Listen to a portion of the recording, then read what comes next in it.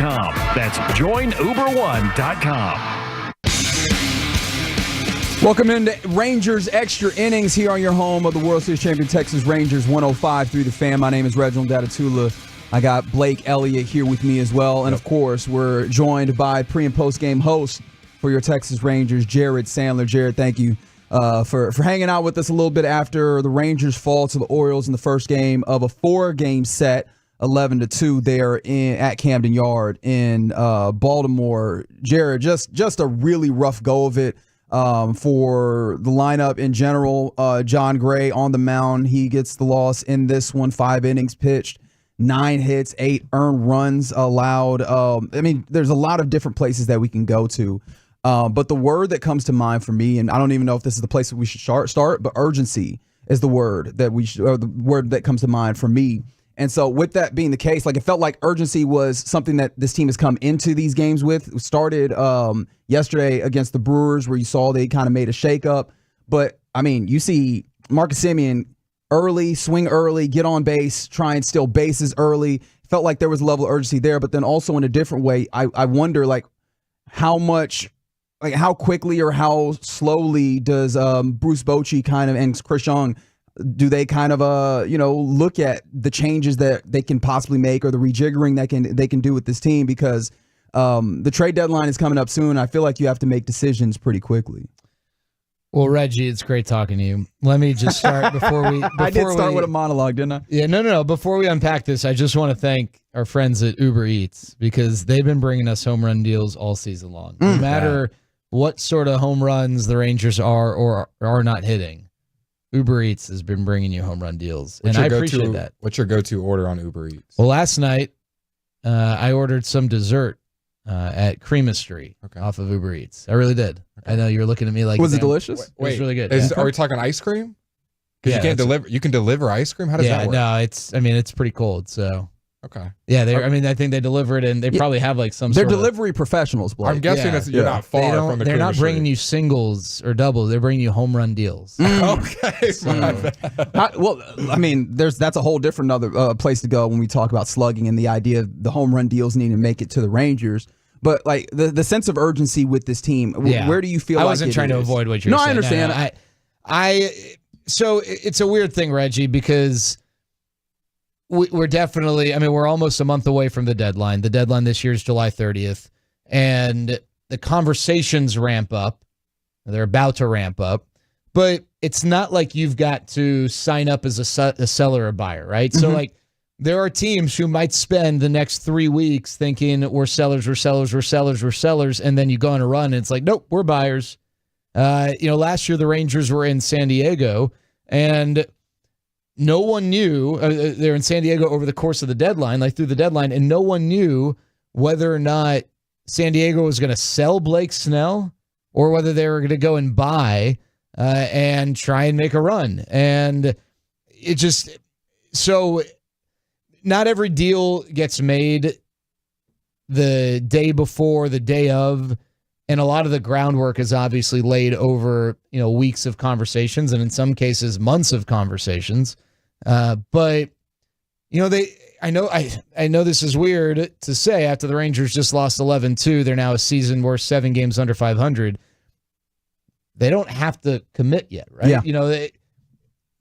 They're only, and I say only, and I don't know at what point you kind of turn your focus more to the wild card than the division, but the Rangers are 6.5 back of the wild card. That is not insurmountable with 81 games left. It's just not, right? That is a very manageable hill to climb. Now, with that said, I'm not suggesting that the way the Rangers have performed so far this year gives you the warm and fuzzies that they're ready to hike that mountain. Yeah. But we also know that things can change on a dime. So I think that what would be most prudent is that they are having conversations on both sides just to understand what could be out there from a seller's perspective. But obviously, I think they're going to be more aggressively considering the buyer's market. Now, the final thing I'll say on this is if the Rangers are 2 back of a wild card spot, I'd expect them to aggressively buy. That doesn't mean they're going to play at the top of the market, but be really aggressive in that regard. If they're 6 games back of a wild card spot,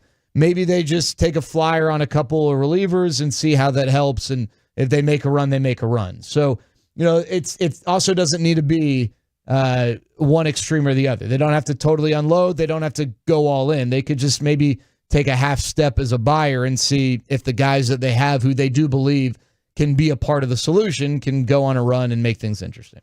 Let's get some positivity in here. Yeah, Reggie, geez. I think these are the questions that I think a lot of Rangers fans are really starting to think about right now. I'm messing with you. In all seriousness, it is a very interesting decision. Yeah. We always talk about how in life, timing is a big part of stuff, and same with sports. And there's no doubt that the fact the Rangers are the defending World Series champions, that it impacts the decision, right? Should it? You can debate it. I mean, on one side, you say, well, it shouldn't make a difference, right? Why would you let last year impact things? On the other side, you say, well, this is a group that won the World Series. They obviously have it in them to play a high level of baseball, so maybe I might believe in them a little bit more than a team that's never sniffed that. So, it is interesting. The Rangers do have some interesting decisions, and hopefully they go on a run and they don't make it an interesting decision whether they buy or sell. It's just more a matter of who they're going to buy. But they got to actually do it. They got to go on a run. We can talk about it all we want, but it's got to actually now happen. And part of trying to make that happen, I know that you were talking with Eric and Matt earlier in the pregame or the postgame rather, before we got into Rangers extra innings here. And you were talking about how this is the second in a few outings for Jon Gray where he's gotten roughed up a little bit. Again, urgency then comes into mind for me because how short is the leash, especially when you have this much starting pitching around you, and you're starting to get some guys that are coming back. In fact, Max Scherzer confirmed to Bochy earlier today that he will make his start tomorrow. So that's just another one of those guys that's making his way back into the rotation. Are you in a place where you're just kind of tranquilo, just staying calm, or have you seen things from Jon Gray that makes you think that maybe Bochy will go somewhere else and maybe move him to the pen, something like that? So 3 starts ago, he had a 2.17 ERA. Mm-hmm. And he's had 2 really bad starts over his last 3. Could he move to the bullpen at some point? Yeah. The Max Scherzer thing, Max Scherzer is going to be, it's like he plays for the Patriots. He is going to be day to day. He's going to be questionable every day the rest of the year, right? That's just at this point in his career, with the way he's sort of communicated how his body feels. It's tough to think about Max Scherzer as a guy who's going to be a fixture in the rotation the rest of the year. Maybe he is, but from a physical standpoint, you just don't know. As far as, Cody Bradford, he's still probably 3-4 weeks away. Tyler Mahle, probably about 3, hopefully about 3, maybe 4 weeks away. Jacob deGrom post All-Star break. I don't know that you're rushing to move Jon Gray out of the rotation.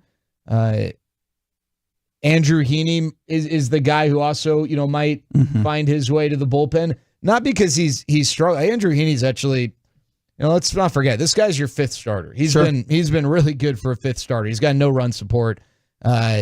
But the thing with Jon Gray, it wouldn't be because he's the lesser of your options. It's that maybe the Rangers decide they need a power arm who misses bats in the bullpen. Yes. Maybe they can afford to take a half step back in the rotation to take a full step forward in the bullpen, and that helps the team. I think that is a possibility, but I think a lot of that might hinge on Josh Sborz. When Josh Sborz comes back, which is hopefully next week, if he looks like postseason Josh Sborz and first 2 months of last season Josh Sborz, then all right, maybe you don't need Jon Gray. Maybe the urgency isn't there as much. So I think, and that's a part of the problem, going back to your first question, there's so much that's unknown because of injuries, and it would almost not be preferable, but it would be easier to some extent if a lot of these guys weren't coming back. That's not the preference, right? We'll take on these road bumps to not know, but you don't know with Evan Carter. When's he going to be back? Well, hopefully, around the All-Star break. Same with, like we talked about, Cody Bradford, Tyler Mahle, Josh Young, hopefully this weekend, if not early next week.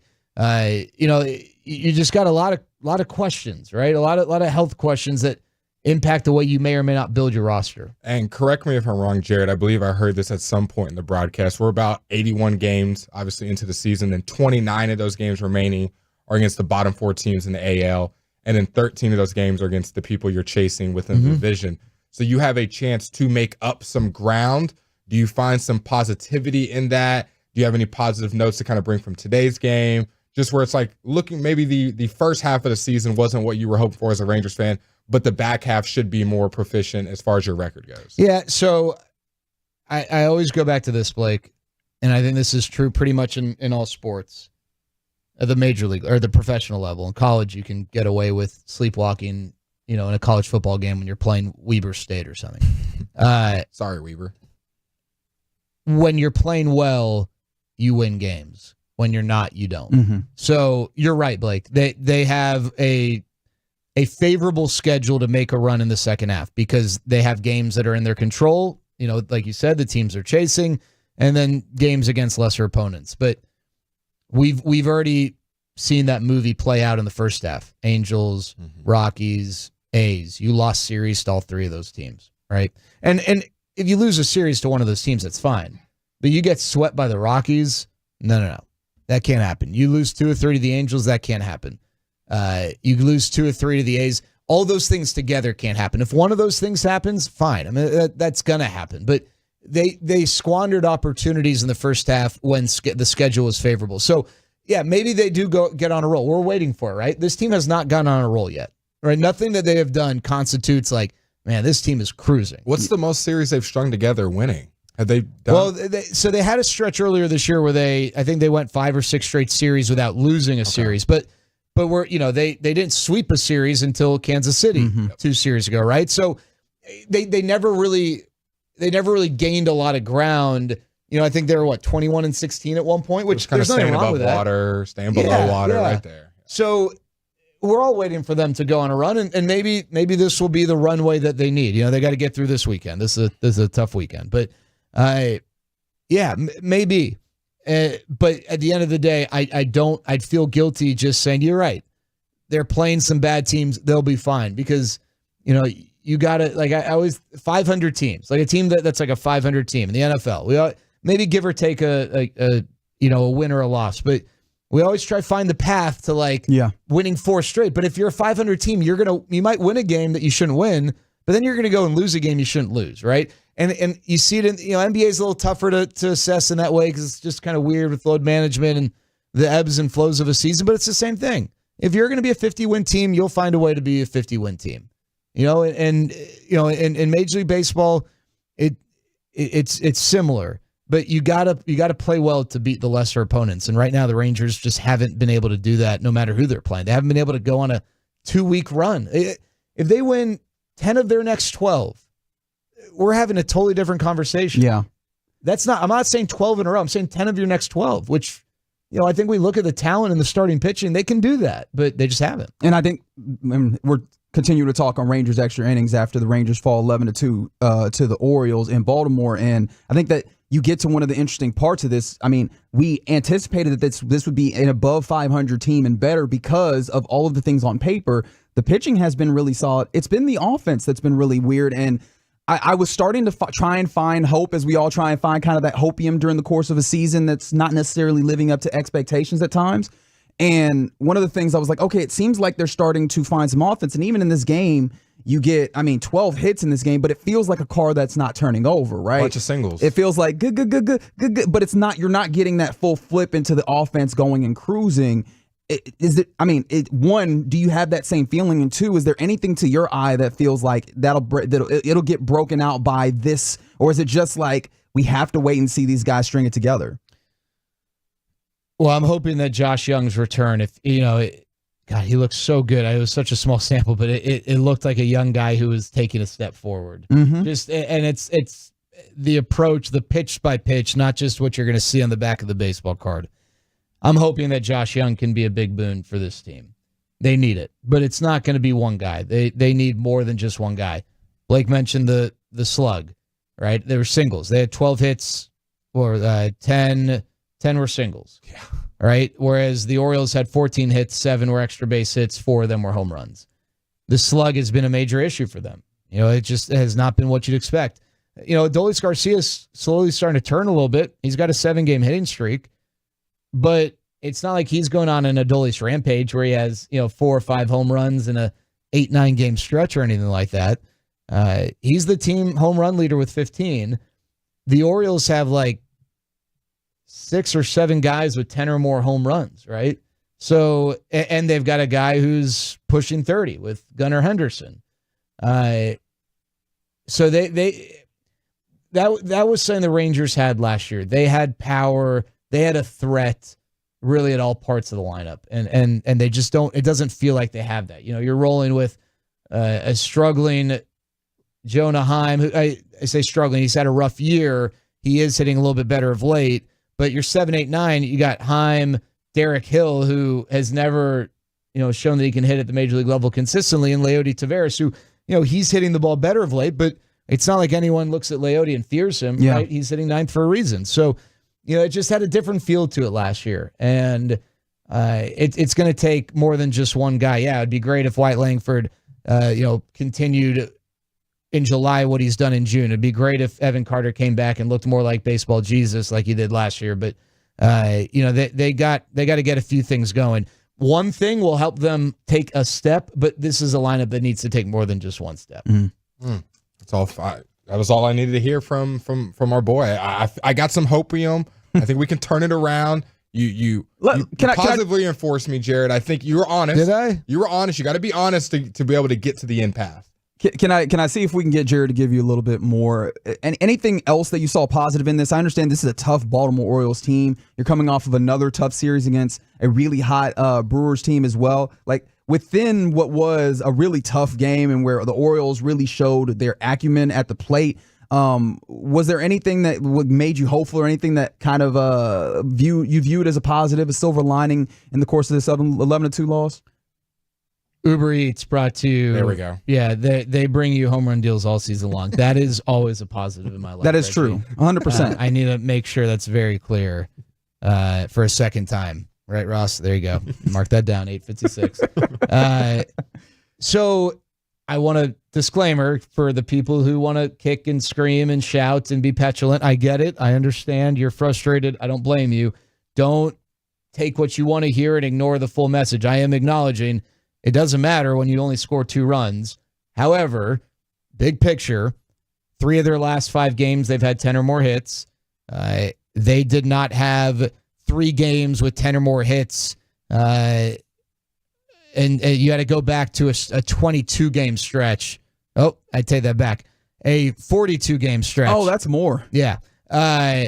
So I'm hoping there are some people who say, well, you got good teams take advantage of that. Well, first of all, the Rangers, I think coming into today, were 5th or something in batting average with runners in scoring position. They just didn't have a lot of opportunities over the course of the year. They were 22nd in that. Yeah, good teams do take advantage, but really what good teams do is they create opportunities. A lot of advantage. The best teams give themselves the most opportunities. And so, if you're asking me to find a positive, which I am, yeah, I would tell you that just the fact that they are putting themselves in that position more and more, hopefully that means that the evil house of cards is going to crumble soon and they're going to bust right through and, start going on a run. The first 4 weeks of the season, they were outstanding with runners in scoring position. Hopefully they can get back to that. Jared, I appreciate you greatly on what was a kind of a frustrating game, especially seeing another team in the AL that in some ways you're competing against and really looked like they were playing above what the level of the Rangers are playing at, but they feel like they're playing at the level that you expect the Rangers to be able to play at. And so it's kind of frustrating in that. So we appreciate you helping us get through another edition of Rangers Extra Innings, talk about what was unfortunately an 11-2 loss tonight. Yeah, some big stuff in the United States. United States competition earlier today, maybe going on right now. I don't know, that you guys might talk about. I prefer the competition on the soccer pitch, but big day for our country, and I'm sorry that the Rangers were not able to provide a distraction. I mean, we'll get Max Scherzer on the mound again tomorrow, another level of kind of, I guess, positive after he expressed some kind of concern of whether he'd make his next start. He is going to make it on time. That one's tomorrow. I believe it's what, 6 o'clock? Yeah. First pitch, Blake, what do you 5:30 got on pregame. Reggie's biceps right now? I mean, he's rubbing the right bicep. I think I got stung like by a mosquito. That's little what bit I'm of You weren't Vaseline. just trying to like. No, listen, man, no, this There's is a good glow coming from I feel it, like too. Blake might like put his hand over his thumb and be like, "Man, that's pretty cool. Yeah. Like, I look good." Oh, okay, all right. No, never that. I see Uber Blake's, Eats. Blake's workout. That's deals. right. Yeah. Uber Eats Again, bringing you thanks to home run Uber deals Eats. and healthy deals if you want them. Look, gotta keep that figure. Got to keep that me. figure. go eat some ice Jared, appreciate you. Have a wonderful evening. That'll do it for Rangers Extra Innings on this evening.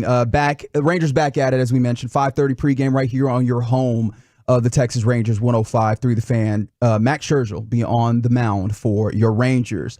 Coming up next, myself and Blake will take you till midnight with the Get Right, and we'll begin talking about the newest Dallas Maverick and where the Mavericks offseason goes going forward. We'll do that next with the Get Right on 105.3 The Fan. If Heineken Silver was a 60-second radio ad,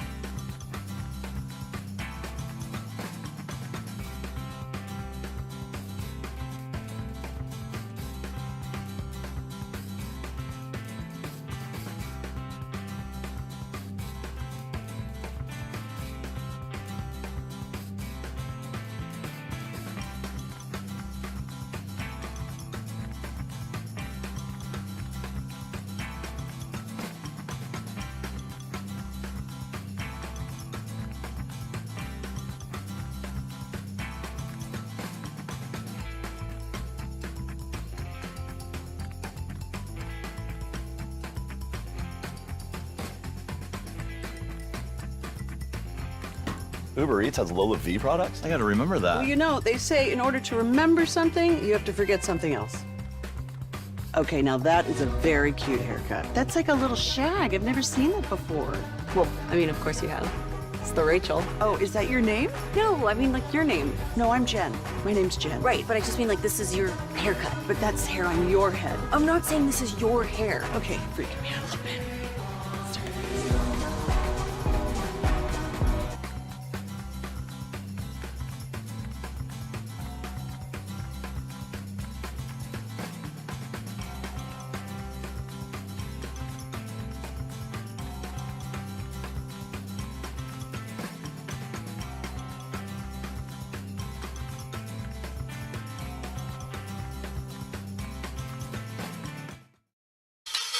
From our Hiley Mazda of Arlington and her studios, it's time for the Get Right on 105.3 The Fan. Yes, indeed. It is the Get right here on 105.3 The Fan. My name is Reginald Datatula, joined alongside by Blake Elliott. Yes, sirski. We got Ross Lebensky on the ones and twos, and you rolling with us here on your home of the Cowboys and World Series champion Texas Rangers, 105.3 The Fan.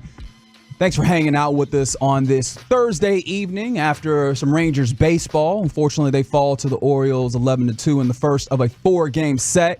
I'll be back at it tomorrow evening, but for the time being and up till midnight, you got myself, Blake, Ross, and the Get Right. I got excited right there. You weren't in the room when the music was coming on. I thought I was going to have to run the one again. I was like, all right, Blake, back on the one. If you're Tolo, and you remember, I think it was like 2 weeks ago, I had to run the one on the weekend. So I was ready. I was prepping in my head. Good. All right, Good. As long as it's better than that one time when y'all both weren't here and I had to just spring into it, that's all that matters. Well, look, I mean, we got the late night version of the Get Right. Like I did mention, we got you till midnight as opposed to 11 where we typically ditch out. So, I mean, it's a little bit more kickbacks, a little bit more casual, but ultimately we abide by the idea that if you stay ready, you don't have to get ready. And of course, as I say that, Blake, someone over there that's Blake's technology-wise is beeping. So apparently not staying ready in that regard. Airdropping. We did have to stay ready a little bit. It was day 2 of the NBA draft earlier today. And this is the day where the Mavericks actually had a draft pick, except it kind of happened. And unless you were actually listening to the TV broadcast, you might not have caught. You would have no idea That the Mavs had made some shifts, made a little bit of a trade. Not one that it breaks the internet or anything to that sort. However, the Mavericks, who previously had hold or claim over the number 58 pick overall, the 28th pick of the second round, and also the final pick of the draft, they move up 7 spots and trade with the New York Knicks to get the 51st pick to select this gentleman here, Ross. If you can help me out, he didn't even get Mark Tatum the commencement, the announcement, the assistant commissioner, I guess. I don't remember what his name is. The vice commissioner, whatever his name is. Go to him, just big old smile. Big smile. So obviously Adam Silver not making the selections red during the second round. It's Mark Tatum. Even he didn't do this. We had to get it coming back from break from Malika Andrews. You are watching the 2024 NBA Draft presented by State Farm. Melvin Ajinca was just selected by the Knicks, but this pick is now on its way to the Dallas Mavericks. That was it. That was the audio that we're going to use forever, and that we'll forever have for the newest Dallas Maverick, Melvin Ajinca.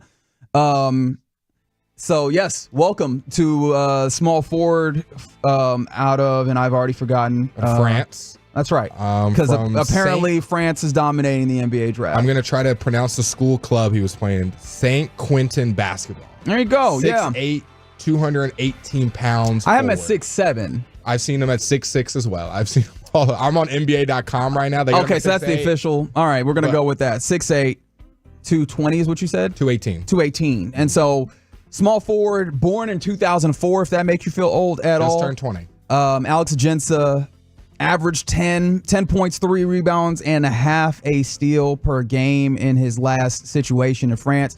The breakdown that I have of him as a player, he has a robust physique, as you can tell, 220 pounds.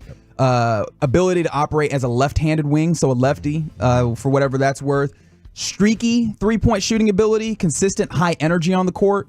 Energy, definitely, that jumped out to me when I saw that. Versatility, playing across various positions based on matchup requirements, which basically feels like he's kind of just a wing. Maybe he can get club down a little bit to maybe kind of a guard, depending. Strong handle, confidence in taking shots, exhibiting significant shot creation potential. Excels in straight line drives, transition attacks, cuts. Ambidextrous scoring ability, so going both left and right. Solid defender with potential for improvement. And he shows ability to drain threes off of screens and handoffs. So like kind of that. All of this, you have to remember though, when you have a second round player in the NBA, it's a project usually, or it's a guy who does not have a high ceiling. And so you hear all these things about he's a streaky shooter, but he has the potential.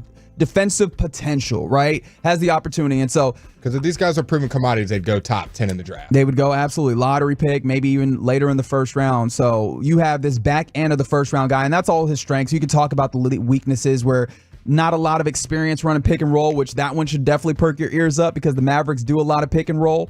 Limited off-ball contributions as of right now. We talk about the idea that maybe he can make some plays at some point in the future, but as of right now, his assist to turnover ratio has not been great. Fouls a decent amount. So this is a guy that Don't expect to see him impact the Mavericks next year. But the idea is this is a guy who's a project who the upside seems to be big on. So Melvin Ajinca, out of France, drafted at 51 for your Mavericks. Technically, he gets drafted to the Knicks as the NBA goes. But is there anything else for you, Blake, that you see out of this? Or is just like, all right, that's nice, but let's move on to the important parts of the offseason? Yes, so I just want to get the trade because it took everyone. I was at the Mavs kind of draft party as they were about to put the pick in, and everybody in the room, senior writers, young writers, nobody had any idea how we moved up to pick 51 because everyone's phones were getting locked out of Twitter. There was no reports really going around. So here's what the Dallas Mavericks put out. The Dallas Mavericks acquired the draft rights to the 51st overall pick, who ended up being Melvin, in the draft, in exchange from New York for Ariel Hukpati, who was the final pick in the draft. He was 58. So basically, that's the swap between 51 and 58. And in addition to that, the Mavericks also sent the rights to Petteri Kaponen, the 30th overall pick in 2007. Yeah, a draft and cash consideration. And then cash. So, yeah, I mean, basically just a little bit of money, the rights to a player who, I mean, you don't ever anticipate playing for you. But yeah, an opportunity to get this player that clearly, if you're moving up for, you have some level of liking for. Yep. And that was kind of where I was at, where me and Reggie said, this guy is not going to be heavily in the rotation next year. Nico even hinted he might stay in Europe this upcoming season. He is young. Like, it's not a full-blown plan that he's going to be on the roster rotation. I believe he still technically hasn't hit his 20th birthday. Yeah. I think Nico said he turned 20 yesterday. Okay. Was what it just happened. But this is a guy that had a lot of promise in the French league. When he was in the B league, that he was I believe, player of the year over there. In the second division of the second division. And then he went to the A league last year and had a season high of 19 points, averaged around 9.5 points throughout the season. So he's had moments of greatness. And I think in the U19 camp when he was younger, playing for the French national team, led them to a silver medal, averaging over 19 points. There's been some different draft grades. Zach Buckley of Bleacher Report gives him a B+. Has the makings of a quality, athletic 3-and-D wing. There aren't a lot of avenues for him to grow out of that role, but it's fine when you're at the 51st pick, especially when that archetype is exactly what Dallas wants to put around Kyrie and Luka. Ajinca needs to be more impactful in specific areas, while it looks like his movement shooting will translate to the NBA. There you go. I saw that a lot in his highlights. Yeah. A lot of these threes were off balance, kind of coming off screens, or even with the ball in his hands, kind of making some shot creation for him. So it doesn't seem to be not confident, which the thing we saw with some of the role players on the Mavs in the playoffs was confidence. This guy looks very confident at a young age. Has obviously played for the French national team, the youth team and whatnot. So I think obviously someone that's down the line, a future project. But yeah, I like what I saw. They moved up for him for a reason. So. Yeah, I mean, and this is just, you see traits. This is very much kind of the future aspect of it. But on the truckwreck.com, or the Frankel and Frankel injury attorney text line, rather, 877-881-1053, where you can always get involved with the program. From the 817, they said, it sounds like a Derrick Jones Jr. replacement. And oh, no, baby, let me stop you there, right? Alex, I told you I was going to do it. Melvin Ajinca is, I mean, his cousin who had played in the league prior, Alexis Ajinca. Yeah, we should mention that. He played a little while back in the league, maybe about 5 years ago. And on the 2011 team, he was part of that championship. So there you go. I think he might have got let go at some point, but he was on there at some point. On the roster in 2011. But I mean, with that being the case, Melvin Ajinca is not a player that's going to factor in this team right now. And I mean, he might be a player that you develop to ultimately become a role player. It seems like kind of the high cap that you're looking at. Or maybe if the project goes very, very well, he's kind of a featured role player that can start in years future. But as of right now, the Mavericks are in a place where you just came off of an NBA Finals run. You have Luka Doncic entering his prime. You have Kyrie Irving kind of in the middle towards the back end of his prime. This is a win-now situation. That's not a win-now selection. And so where does the offseason now go for your Dallas Mavericks? And it feels like objective, and actually not even feels like, Nico Harrison has said objective 1A and 1B is returning Derrick Jones Jr. to the fold. And I'm on the same page with that. I really want to get your thoughts on this. We've talked about it a couple of times. I've talked about it with some of the other people around the Mavs. Derrick Jones Jr., bringing him back seems to be the focal point of the Dallas Mavericks. And I am all for that. I like him as a player. I like him as a person. Like the energy he brings to this team, gives you that point of attack defense. Is a guy that's going to, I think there was a stat put out the other day that defenders who spent the most time against like a ball handler, like a scoring ball handler, and it was Derrick Jones Jr. at the very top of the list. He is taking the toughest assignment. night in and night out. And that's hard just to replace. We'll just get another defender. I just don't know if the offensive output, if there obviously is limitations. We saw it in the playoffs. If you run back the same starting five, knowing those limitations can be there. Now, obviously, they could grow. First postseason, first finals. Maybe that was just jitters. I wouldn't be mad if Derrick Jones Jr. was brought back on a more limited role, and you try to upgrade that 3 position, whether that be a Cam Johnson, whether that be a Trey Murphy, insert whatever player you want the Mavs to get. I do want him to be brought back. I just feel like the money you're going to bring him back for, you're looking at probably upwards of $10 million, if I had to guess. Yeah, it's if I had my best guess, right, the place where you want to be with Derrick Jones Jr. somewhere in that 12, 13 range, which conveniently, if you are outside of the tax-paying window, you have access to what they call the non-tax mid-level exception, which means that you have $12 to $13 million where you can kind of use as an exception that's not considered in that salary cap situation. Which is why the Mavs are trying to move off Tim Hardaway, which is, I know fans may have a certain type of thing. It's the player as well, but also Tim Hardaway Jr. is making the third most money on this team at around 18, 17 million. So they're trying to move off of that, not just for the player, but for the money that it's taking to keep that player, so they can go and pay a guy like Derrick Jones Jr. Yeah, and so that's the entire path for the Mavericks, and even that is not the easiest path to navigate. Nico Harrison is familiar with that place, being in that place where you have to try and really thread a needle in order to get the job done. Hell, look at the last couple of off seasons or the last couple of kind of transition windows, if you want to talk about the trade deadline and then the off seasons and those types of things, where in order to turn over this roster, he's had to make very shrewd decisions and kind of play chess as opposed to checkers, so to say. But in order to get Derrick Jones Jr. re-signed, you have to get to that mid-level exception, which means you have to find a way to get off of some money. Likely Tim Hardaway Jr. Maxey. And you would have to send him, if you were doing just sending Tim Hardaway Jr. and bringing back money, you have to bring in less than 4.2 million, somewhere in there. You can't just straight up dump somebody. So even then, with all of the new CBA rules, and look, I'm not going to inundate you with those things, it's not the easiest path forward. And that's why I know that you started talking about, I know there's been a lot of conversations about Tobias Harris, about Jeremy Grant. Even now, as we've seen the Brooklyn Nets clearly going to fire sale mode, although I'm hesitant to call it fire sale specifically because I think they're still going to want to get some value off of those pieces that they're selling. They're open for business. Dorian Finney-Smith. Love him. Cam Johnson, as you mentioned. All these guys that are kind of interesting. They'll take a level of navigating just to get to. And right now, it feels like the simplest path forward is already a level of difficulty, and it's moving Tim Hardaway Jr. in a way that gives you the cap flexibility in order to bring back Derrick Jones Jr. and trusting that that team that you have is strong enough for the most part that you can go and run it back with the advancement and development and the opportunity to be cohesive over a season. Because remember, this team basically came together at the trade deadline. You brought in 2 major pieces in Gafford and PJ Washington at the trade deadline. And so they only really had a couple of months to form together.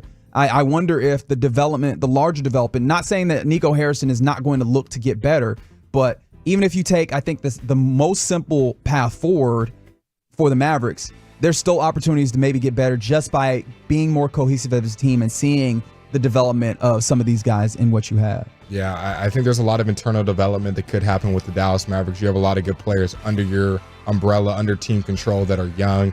So the more and more you start to develop these guys, the more you don't have to go pay big-time free agents because you already have those guys in-house. And we saw how far they got you. I don't even know if you have room to pay free agents. Yeah. It would have to be some maneuvering. But we're early on in the process. As we mentioned, there's a lot of names that have been tied to the Mavericks. But we were hoping that during the course of the draft, because this is usually a time where some deals get made, during the draft, we didn't see very many deals for players outside of the draft, right? Yeah. We saw some trades made for picks, but we didn't really see other players getting moved off, some other veterans moving from team to team.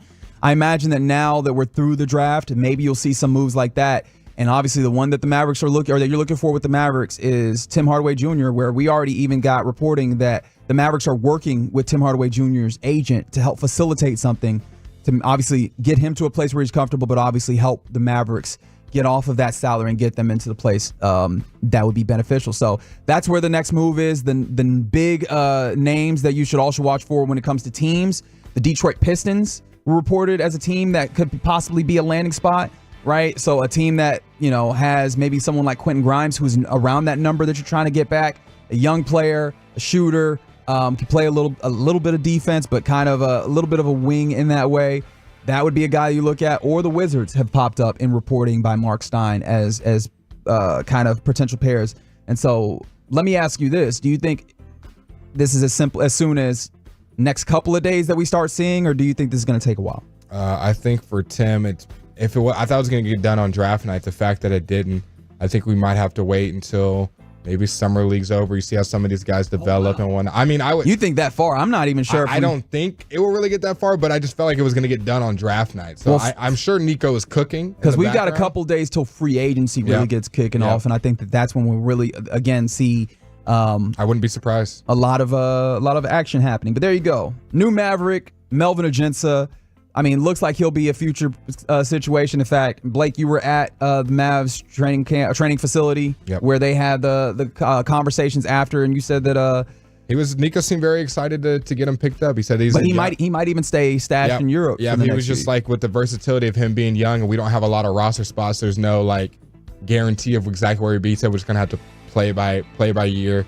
Take it step by step and figure out where he's most comfortable at. So whether that's in Europe, whether it's on the summer league, two-way, on the roster, we'll have to wait and see. There you go. It's the Get Right here on 105.3 The Fan. Thanks for hanging out with us on this Thursday evening in the Metroplex. We'll talk more about the draft, the stories that were, or maybe the story that was, because it felt like there was one big story that dominated in this. Another one that popped up that I was absolutely fascinated with. We'll circle back around to that. But coming up next, I'm going to move a little something around here. Blake, what's your favorite refuse to lose moments in sports? 877-881-1053.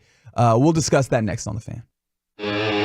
More and more of you are turning us on and leaving us on.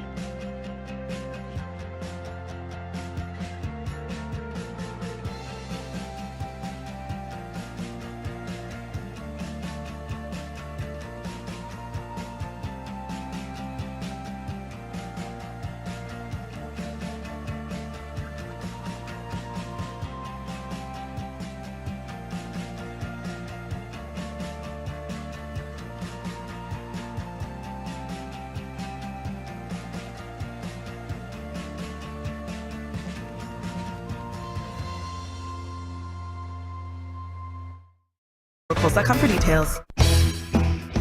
Back to the Get Right here on 105.3 The Fan. The upcoming segment is brought to you by Frankel & Frankel. If you've been injured in a car or truck wreck, call Frankel first. 214 or 817-333-3333. With Frankel & Frankel, there is never an out-of-pocket cost. They only get paid when you win.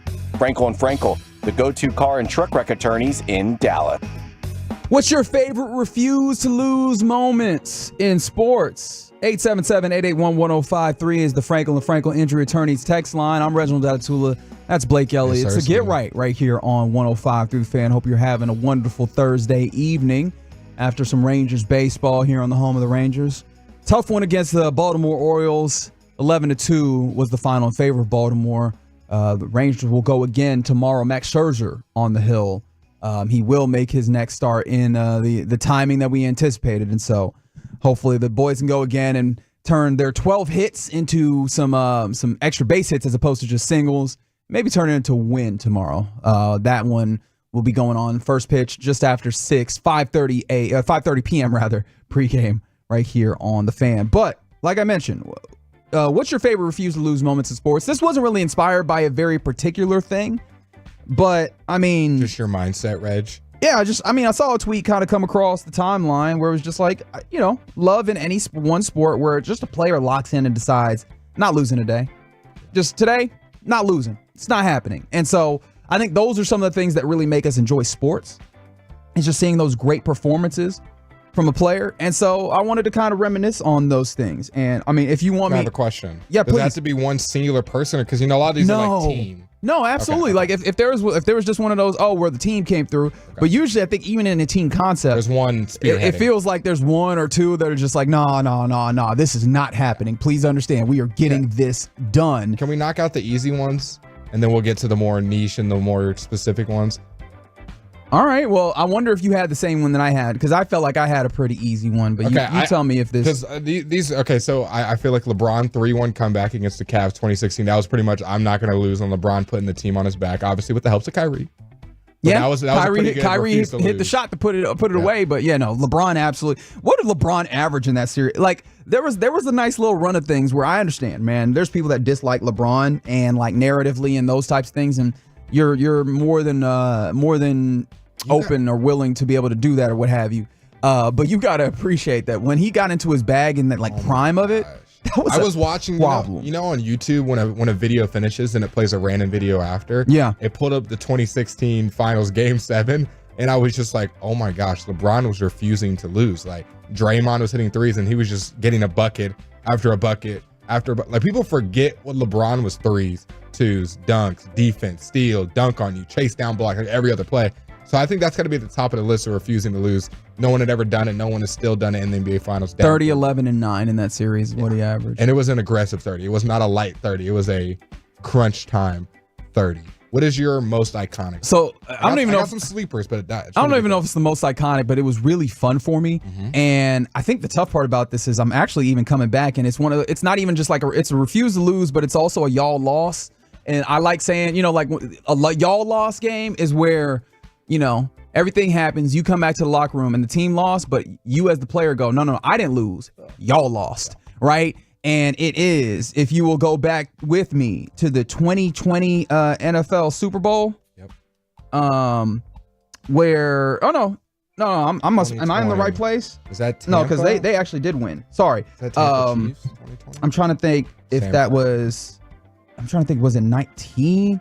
It might have been. What were the teams? I'm just trying to remember. It was the one with Kansas City where Mahomes was getting sacked. Yeah, Mahomes was out here throwing passes horizontal to the field, like the playing surface. I remember that. Tampa was in the backfield the whole game. Was that 19? Am I bugging? Yeah, that sounds right. I think it was 19, because then it was San Francisco and Tampa. No, it was not 19 because that was Patriots. So it might have been 21 is where I'm going here. No, because that was Rams over the Bengals. Was it really 20? No, it's 21. Buccaneers, Chiefs. Yep. 31-9 in favor of the Bucks, right? Man. But that man Patrick Mahomes was out there just doing everything that he could, right? Just throwing no looks, chucking it up to dudes that looked like they had stone hands, running up and down to and fro to stay away from being sacked, just like very much and I think it's even bigger because like you knew they lost and it was very evident that they lost, except you could see it through the game that he was cooking somehow, some way by himself. And it almost like is kind of counter to because again, the refuse to lose, like I'm dragging my team there, but we understand in football it's a little bit tougher to drag, but he was trying, right? He was trying his damnedest to drag that dead body of a Chiefs team in that series, right? Or in that game rather, to try to a victory. So that's the one that stands very vividly in my mind. Can I throw another one? Please do. I got 2 injury related ones where the player came back from injury or played through the injury. Okay, yes. I got Greg Jennings on the Packers. Yes. Running up the sideline with pretty much looked like a broken leg. Isn't that a video game though? No, but that's okay. All right. Reggie, you didn't say real or fictional. I mean, I guess you say real or that is fictional? technically correct. I thought it was implied that we were talking about real sports moments, but hey, I guess since you got me on the technicality, I'll let you Jennings cook. running up the sideline. Okay. And then my second one, Bethany Hamilton coming back from a shark attack during her surfing experience. Obviously, she had the horrific. What year was it? Wait, did you just make this a comeback player of the year award? Because I was like, did she got shark attacked? I don't think she hopped right back on the board to finish in that one. Did she finish that particular? Okay, that's event? messed up. Yeah, see, that's messed up. Did she continue surfing that day? I'm not saying that she should have. I'm just saying I feel like that would be more in the spirit of what we're talking about, right? Like I'm proud of her from not letting that shark stop what she's doing. You know what I mean? But did she get back up on the board or not, Blake? I feel like that doesn't necessarily hit what we're talking. Ross, am I wrong here?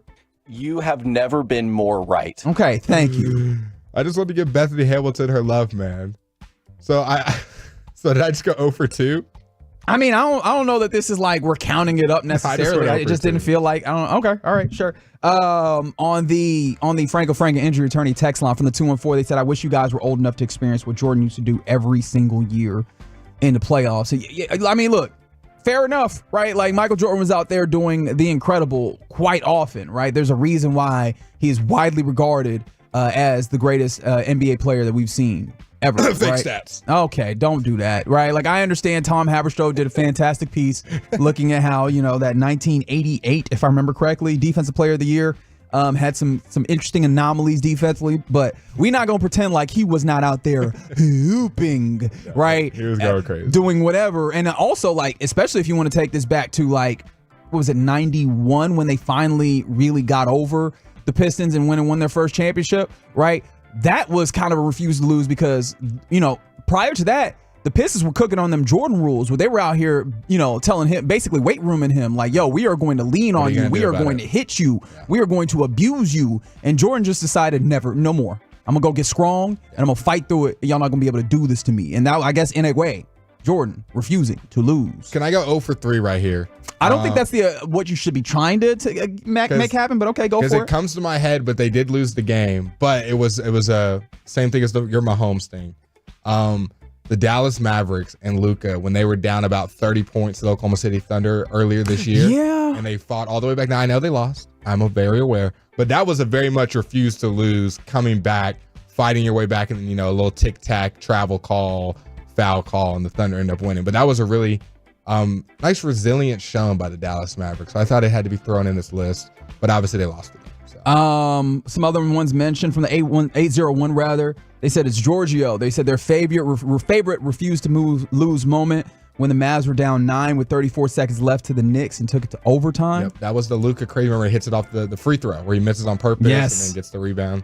Man, just there's been so many moments that you could think of that kind of fit in that refuse to lose over the course of this past season. What a fun season, because like one of the refuse to lose moments, right? We need one shot against the Denver Nuggets, the reigning NBA champions. Kyrie's out here like offhand, right? Just turning around over a dude who is significantly taller than me with barely any time. Don't matter. Draining it, right? Like just refusing to lose in that moment. Ross, you got something for me? Yeah, I was trying to remember which game of the 2011 finals was it where the Mavs were down like 20 or something, or went on that like 20-6 run. Shout out Dirk. That was going to be my pick. And then also Wilt allegedly scoring 100 points. We're doing the Wilt Chamberlain conspiracy? I just had to bring it out because I think that's so funny. That's one of the funniest bits. Like every couple of weeks, NBA Twitter will be like, how do we have no video evidence of? It's like, guys, it's like this game's like 70 years old. Well, I mean, it is worth noting that was in 1962, right? Like, we think about this and we're like, because the photo was black and white, we're like, that was in 1934. We didn't even have cameras or what have you. 1903. Right? That was in 1962. Like, it feels like we probably should have some level of video evidence somewhere. But, it's also worth remembering that before we got to, like, the 80s, like, we were barely putting NBA on TV, right? Like, I think we should go back to that. we got to wow. You got to go watch the game live from now on if you want to see. And games are only $12. What do we think about that, Reggie? Tell me, $12. Yeah, you'd have to make sure the game's only $12. And even then, like, people got to be different places. There's fans all over the place. Then you can't be a fan. Sorry, $12. You know who's gonna hate this proposal? The NBA and the players, because that's where all the money comes from. What are you doing right now? $12. You are messing with the money. No TV deals. We don't have to worry about not being able to see the game. Everyone, if you want to see the game, it's $12 to get in. All right, I don't like that idea at all. 817 helps you out here, Ross. They said that was game 2 in Miami. Game 2, yep. When they just let's fight through it. Little Dallas Cowboy on the YouTube reminds me of one of my favorites. My namesake, Reggie Miller, when he had the 8 points in 9 seconds. The presence of mind against the Knicks. The Malice in the Palace feels pretty refused to lose. In a way, I guess, right? It was everyone lost in that. I mean, in some ways, but I think, in a way, everyone lost. Suspensions. Yeah, they were the big time suspensions. And the dress code and everything that followed it. I got another good one. Tones Romes in the collapsed lung game against the 49ers way back when. Oh, wow. Yeah. Had not thought about that. Right. Like, that's a person who there's so many things in sports that remind me, oh, yeah, I'm not built like them at all. And that's one of those things where, like, collapsed, right? If you're talking about a piece of my anatomy and you use the word collapsed, I am not at work. I'm not at work at all. I'm out of here. Talk less of continue to do things and be good at them. No, that's wild. I think we failed to realize the most iconic, never gonna lose fight back moment. Tom Brady in the Super Bowl, down 28-3 in the second half, and decided he's gonna put the team on his back with the helps of why am I forgetting the OC for the Falcons? Kyle Shanahan. With the help of Kyle Shanahan. You feel good about bringing that up? Why? You feel good about that? Was I not? There's someone in here a Falcons fan?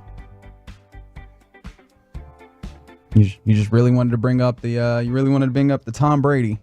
What? That was a great comeback. I mean, I guess technically yes. Am I messing? No. Are you saying something in his ear, Ross? No. Am I messing up? No, you're technically correct. Are we not allowed to bring up Tom Brady? No, I'm just talking smack in his ear. That's all.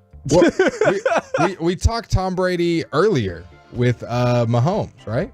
Yeah, but that was Mahomes getting over. We do like Tom Mahomes. Brady has gotten enough accolades. That's what I'm saying, Blake. We don't need to keep bringing him up. Okay, but it was a great comeback. I'm going to be a hater in this moment. Yes. I was going to say Eli Manning and a wide receiver that's going to be out of the league in 5 years beating Tom Brady. David Tyree. Okay. Pinning it to his helmet. What was the other one? Was it Mario Manningham? Mario Manningham. That is correct. So which one are you putting higher on this list? My Tom Brady one or Bethany Hamilton? Which one is more important? What are you doing right now? Hey, you. The Tom Brady actually fits, okay? I thought Bethany Hamilton was a fine shout. Apparently not, because she didn't get back on the board after her She was comeback player of the year, comeback player of the decade, in fact. Right? Like she did a fantastic job. I'm so proud of her. 817 Buffalo versus Houston, NFL playoffs 91, down 35-3. Yeah, that was wild. Oh, how about Mahomes against the Bills, where they scored with 9 seconds left to Travis Kelce? Yeah, just like this isn't gonna happen. Yeah. This is not happening. Like y'all thought y'all had enough, but no, refusing to lose in this moment. 817, what are you doing? Like y'all are trolling, and I don't like what y'all doing with this. One of the ones I wanted to bring up, and this is not as popular, and I think that this is where Olympics get to be really fun, right? Like ends up being kind of sports for folks that don't necessarily always watch sports, so we lean more into the story of it all. But you remember, when Michael Phelps was doing all the craziness, he won the gold medal in the 100-meter butterfly by 0.01 seconds. Like, splitting hairs, but it was like, no. Even if y'all get close, y'all not beating me. It's not happening. I'm not big into the Derby, but I know I've seen highlights of a horse coming back while down a lot. I don't know the name of it. Someone will probably text it in, but I remember there was a horse that was getting smoked and then came back in the Derby and ended up winning. I want to say the Triple Crown. I don't know. That was the one buzzword I knew from the Derby. He was like, I bet there was a horse that did this somewhere.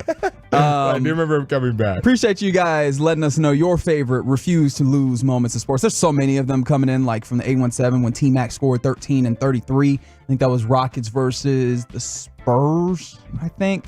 214 said Tiger in 08 or at the 08 U.S. Open over Rocco Mediate. I didn't say it right. But yes, all sorts of things. Appreciate you guys rocking with us here on the Get Right on 105.3 The Fan. Coming up next, we go around the NFL, talk about some of the news of the day, including a heartwarming story about former Cowboy Randall Cobb. We'll do that next on The Fan. When people have a craving to explore new and traditional Asian cuisines, they head to P.F. Chang's, where scratch-made dishes come from the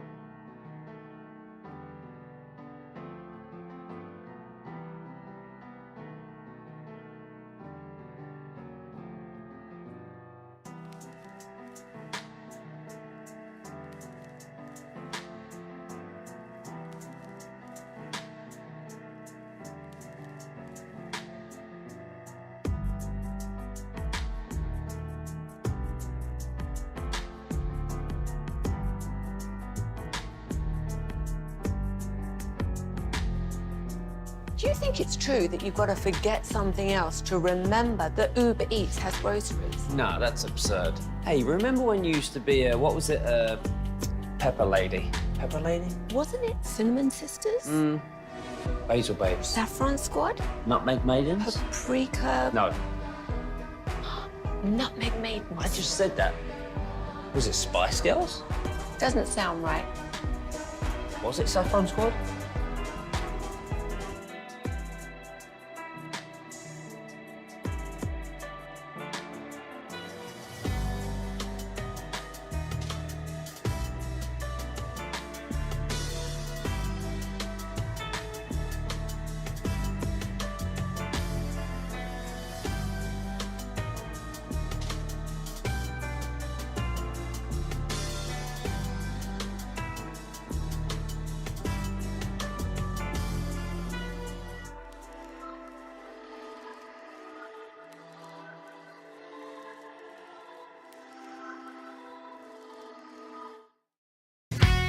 Back to Get Right here on 105.3 The Fan. The upcoming segment is brought to you by Classic Chevrolet in Grapevine. They're the #1 Chevy dealer in the world with more Silverados than anyone else. This is Texas. This is Classic Chevrolet. Together, let's drive, relax, and enjoy the difference based on new Chevy registrations 2023. So Get Right here on 105.3 The Fan. Reginald Datatula here with you alongside Blake Ellie. Yes, Sirski. Thanks for rolling with us on this Thursday evening in the DFW. If you've been keeping up with Copa America when it comes to the soccer, unfortunately, the United States falls earlier today against Panama. And in that same group, Uruguay, a 4-0 lead over Bolivia. It's going to make it interesting because the United States is going to play Uruguay on Monday, and they're going to need a win there or at least a very positive result in order to make sure that they move on in the next round. So we'll talk more about that when we get you your headlines at 11. But right now, let's go around the NFL here on the Get Right, and we begin by talking about the NFL's antitrust lawsuit rather that was undertaken against the NFL, and we had a ruling in that case earlier today in Los Angeles, where a jury at the U.S. District Court ordered the NFL to pay more than $4.7 billion with a B dollars in damages after the ruling stated that the league violated antitrust laws in their Sunday ticket, activities, usage, selling, what have you. This lawsuit has been kind of going for a while now.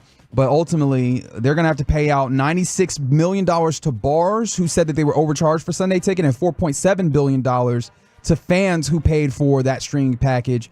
Because under federal antitrust law, those damages are tripled. So ultimately, that's going to bring the total to more than $14 billion on the NFL side. Now, they've said that they're going to try and appeal this case. But basically what this stems from is the idea that in 2015, a lawyer for a sports bar called the Mucky Duck claimed that the league violated antitrust law because of the way that they sell Sunday Ticket. Now, you're familiar with Sunday Ticket, right? Yeah, it's a scam.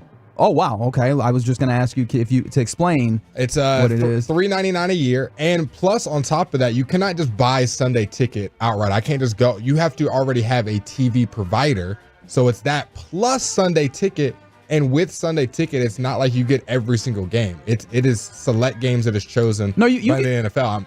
You get access to every game in every market, but I think that is where the antitrust lawsuit comes in, because there's not an option for individual teams. And that's what they were trying to do. Was ESPN was proposing for it to be just team packages. There was that, and ESPN also was proposing a significantly lowered price on Sunday Ticket. Just said, we got out of this. We're like, we'll do that. Ultimately, NFL did not go for that. They went with, I believe they went with YouTube TV, if I remember correctly.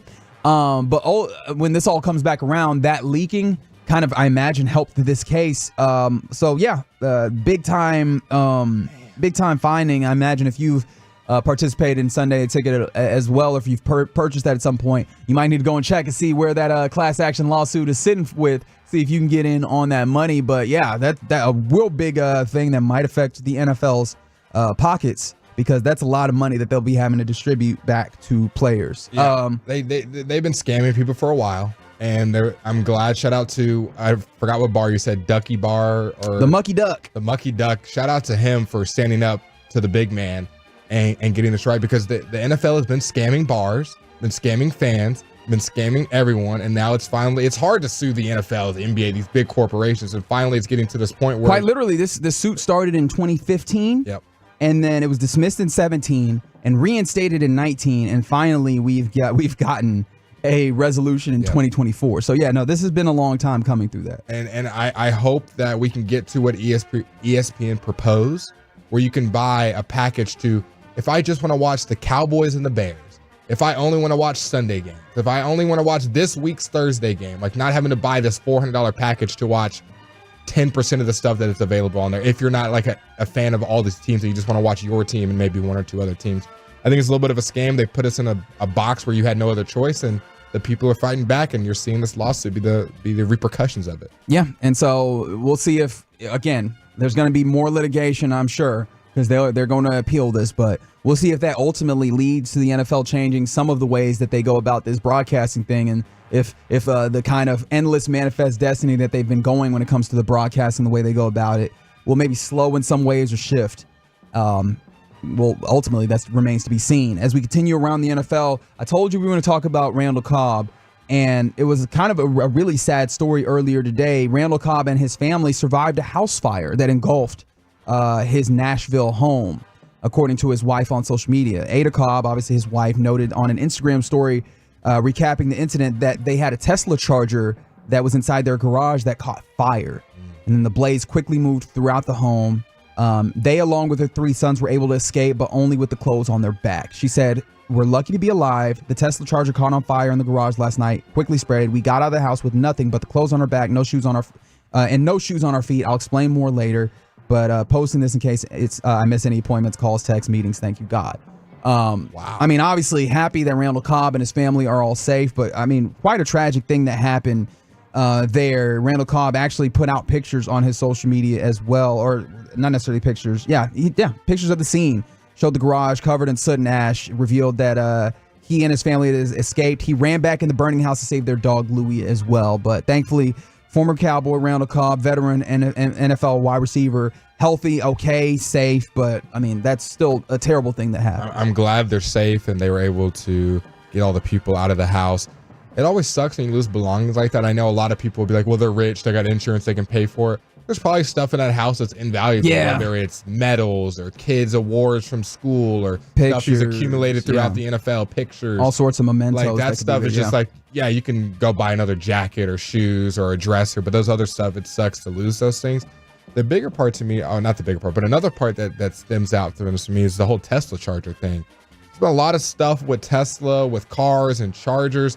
Seeing one blow up in someone's house, a millionaire who you would think would have the best setup, the best products, the whole 9, that's not a great look for the company of Tesla, for all these people wanting to install those chargers in their house. And I feel like you kind of have to if you get a Tesla. It's kind of 1A, 1B. Yeah. If you're going to get it installed in your house. And seeing this, I don't know if there's more that's going to come out, if there was some malpractice with the charger, or if it would just naturally blew up. But I don't know if this was like kind of an anomaly, or if, I mean, even if we can allow anomalies, because Tesla's had kind of a lot of seemingly issues mechanically with their things. But yeah, I mean, that's going to be a quality thing that Tesla's going to have to answer for as well. And it feels like that's something that's unique to Tesla, but also not unique to Tesla in some ways, where it feels like we're in a crisis of quality in a lot of places where quality's gone down with a lot of products. And we see it with electronics, man. That's what happens when you mix electronics with high power things like that. It's like your microwave explodes, the refrigerator has a problem, or the AC blows up, but now it's your car. So scary stuff. Continuing around the NFL, I know that there's been a lot of talk about the state of Kansas. As you know, Kansas City is on the border of the states of Kansas and Missouri.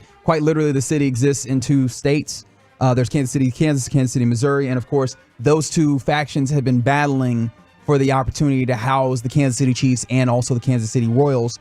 The state of Kansas had put together some, kind of public funding to try and lure the Chiefs away from Arrowhead over to the Kansas City, Kansas side of things and have the stadium there. Well, earlier today, Missouri Governor Mike Parson, which is funny. Mike Parsons sounds really close to Micah Parsons, but not the same person at all. He said that he expects the state to not the same Parson at all. Micah is plural. Don't forget that. But Mike Parsons said that he expects the state to put together an aid plan by the end of the year to try and keep the Kansas City Chiefs and Royals from going across state lines to Kansas. It feels like there's so much give and take, kind of pull and tug here in order to try and keep this team in something that's really going to be a matter of like miles on one side of the border or not. But it seems like that's going to matter a big time, or at least in theory, it would matter big time in the amount of money that you bring in. But again, another instance of people trying to give away public money to these teams that probably could afford to pay for themselves. I'm trying to think of any of the times that I got a solution for you, Reg. Just bring the Kansas City Chiefs down here to Dallas, down here to Texas. We got don't get Eric Johnson going on that, because he already spent years talking about putting a team in the Cotton Bowl. Don't start him back up on this. He got more things to worry about right now. We got plenty of space. We Frisco. We don't got a football team yet. A professional NFL team. What are you doing right now? We can make something shake, man. Texas is the greatest state. It's large. We got lots of room. We can house another place. If they're having a little dispute on the Kansas City, Missouri line, I like the word you use, their faction. Let's pull Kansas City Chiefs down here. They don't got to make the decision. Patrick Mahomes back home in the DFW. I see it as a win-win-win. Did you say aid? Yes. Like, I'm trying to think of any other time because, so many new stadiums are trying to be built by these teams. And just like you said, they're trying to get so much public funding. But I think that's the first time I've heard the word aid used. Aid money? Yeah. Yeah, I think that's just like, hey, it's public money, it's aid, it's whatever. It doesn't matter. We can throw it over there at this sports team. Look, I hear you, 469. This super represents everything wrong with our tax laws. I get it. Yeah, I think I've been very apparent with my personal perspectives on public funding for stadiums. However, state of Kansas, state of Missouri, they doing a tug of war over the Kansas City Chiefs. So more power to them, and my condolences to the people who pay taxes in Kansas and Missouri. There you go. Real quick before we go, Steve Gleason, are you familiar? I brought this up specifically. Blake, do you know who Steve Gleason is? I've heard of the name, but if you had to tell me where he worked, I wouldn't know. No problem. He used to work with the New Orleans Saints. In fact, famous for a big time field goal block.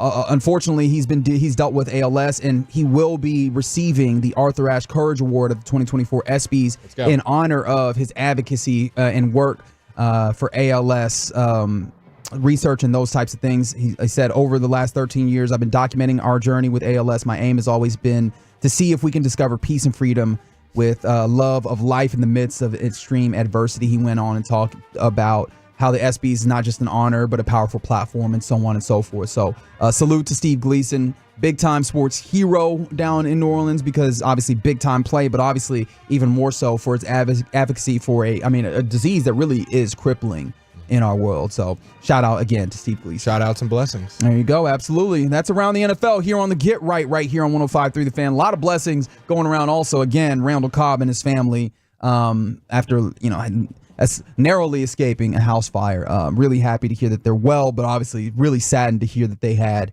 that happen at their abode.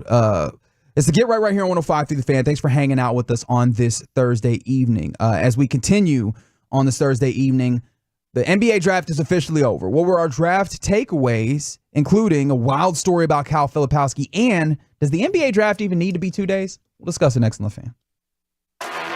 You may not think what we say is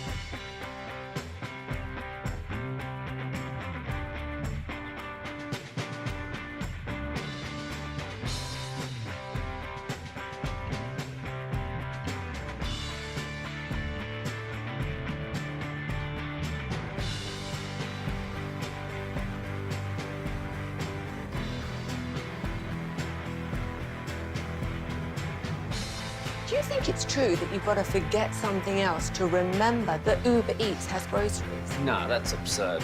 Hey, remember when you used to be a, what was it, a pepper lady? Pepper lady? Wasn't it Cinnamon Sisters?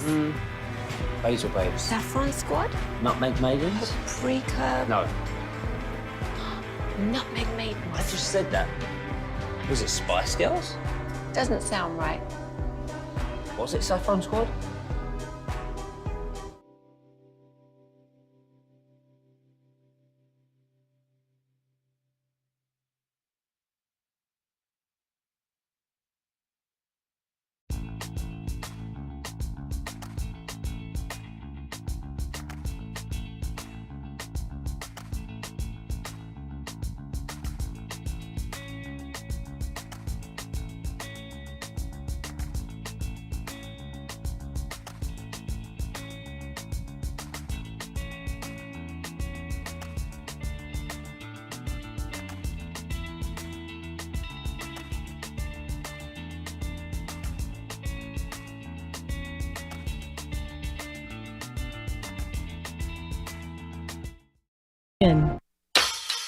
From our Highly Mazda of Arlington and her studios, it's time for the Get Right on 105.3 The Fan. Yes, indeed. It is the Get Right here on 105.3 The Fan. My name is Reginald Datatula, joined alongside by Blake Elliott. Yeah, Sirski. Thanks to Ross Lebensky on the ones and twos, and you rolling with us on this Thursday evening in the DFW. We got you till midnight here in the Get Right. Hope that you're having a good one.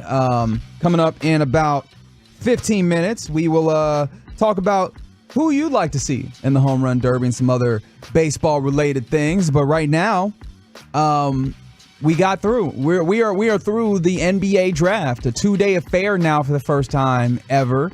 And your Dallas Mavericks came away with a pick finally, right? Obviously, night one, we were waiting to see if there was any level of movement. Nothing in that regard. You got a trade and a pick. Obviously, not a big trade, and a pick that I'm not even sure is on your team or like matters when it comes to your roster in the upcoming season. But Melvin Ajinca is drafted out of France at the 51st overall pick. You traded with the New York Knicks from 58 up to 51. Didn't really give up anything that was particularly notable. You swapped those picks. You gave up the draft up rights to someone who was drafted in 2007. That's right. Do not forget that. Sure. Right? He's currently not in the league and hasn't played in the league yet. You just had the rights to him. So I imagine he's not going to end up coming over, right? But then also you have some cash consideration. So ultimately do that. The cash considerations doesn't go towards the cap. Mm-hmm. It's like I had to learn. Like it's not part of. Because someone was like, "Why would we do that if we're trying to re-sign Derrick Jones Jr.?" Two separate money. Cash consideration. Just say, hey, here's a little money for your troubles here. But yeah, there you go. That ultimately is the trade that's made. Melvin Ajinca, 6'7", 6'8" is the number that NBA listed. 218. Kind of a small forward, a little bit of versatility, but quote unquote 3-and-D wing. Yeah, that's the upside, but he's definitely a project. Just barely turned 20. I think you said that you were over at the Mavs when they were talking after the draft, that kind of whole thing there. And Nico Harrison basically said that he might even still be a draft and stash for this upcoming season. Yeah, he could definitely be a draft and stash. I wouldn't expect to see him early. Mavs fans, you can still be hopeful, but probably hopefully. Don't take my word for. Hopefully, you see him in summer league and you see some promise from him. But draft and stash, upside, kind of on that same timeline maybe as some of the guys at the back of the roster. With that being the case, let's talk about some draft day takeaways after day 2 of the NFL draft, or NBA draft rather. Goodness gracious! I mean, we are in that space where they're trying to make it kind of similar to the NFL draft. And I guess do you have anything particularly notable besides who are all these people? And see, that's the funny part is me and Reggie love basketball. And if you're a Tolo, if you're listening, when the NFL draft process came out, I was very invested. Like, we're into the 5th, 4th round. I still know who these guys are, what their pros and weaknesses are. I didn't know half of these guys in the draft. And I can confidently say that because I was in a draft party with the Mavs facility. And all those people that do this for a living also did not know half of the people getting drafted. They're like, I've heard the name maybe once or twice, but after you got out of the lottery, it was like, yeah, sure. Which honestly isn't all that unfamiliar nowadays in drafts anyways, especially you talk about the Mavs, right? The Mavs just went to the finals. When you've been locked into the finals, we just got done covering the Mavs actively, 2-3 weeks ago? These right? other teams have had a lot of time to prep. But even then, right? Like it's just the way that we used to know draft picks is we saw their development over years in the college ranks. Now there's so many international players, and even the college game is not as robust as it once was. So I find it interesting, and I think that leads into this question, if you'd like to go there. Does the NBA draft need 2 days? Because that's been a conversation that's been bouncing around, and I actually think I have a counter answer, an answer that kind of goes against the grain to where I think a lot of people have been. Yeah, well, I'll take the regular answer, if you will. I sat there and watched both days of the draft, and there was absolutely no reason it needed to be 2 days. I didn't see the purpose of it. I get from a money point of view and stretching it out and making these picks. I think they were kind of detailing how it used to be 2 minutes on the clock and now it's 4 minutes. And a lot of this is about making trades around the draft, not necessarily the player picking and moving around. As we saw in the second round, I think I can count on my hand how many guys actually stayed with the team that drafted them. It was traded or drafted, but really going over here, and literally as they're at the podium talking, traded to the Pistons, traded to Oklahoma City, whatever. So that's what most of day 2 is about anyways. I don't know the full-on reasoning on why they made it 2 days. I didn't feel the purpose of I'm so glad this is 2 days and stretched out.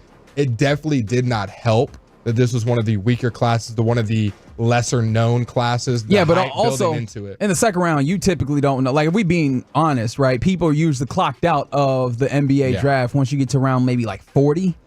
And that's even in a deep draft. You don't know all these dudes. Once you get to pick 30, 35, it's all right. Unless it's your team and you're waiting for your pick and you're just okay. But just in general, NBA fans are who's going to be pick 53?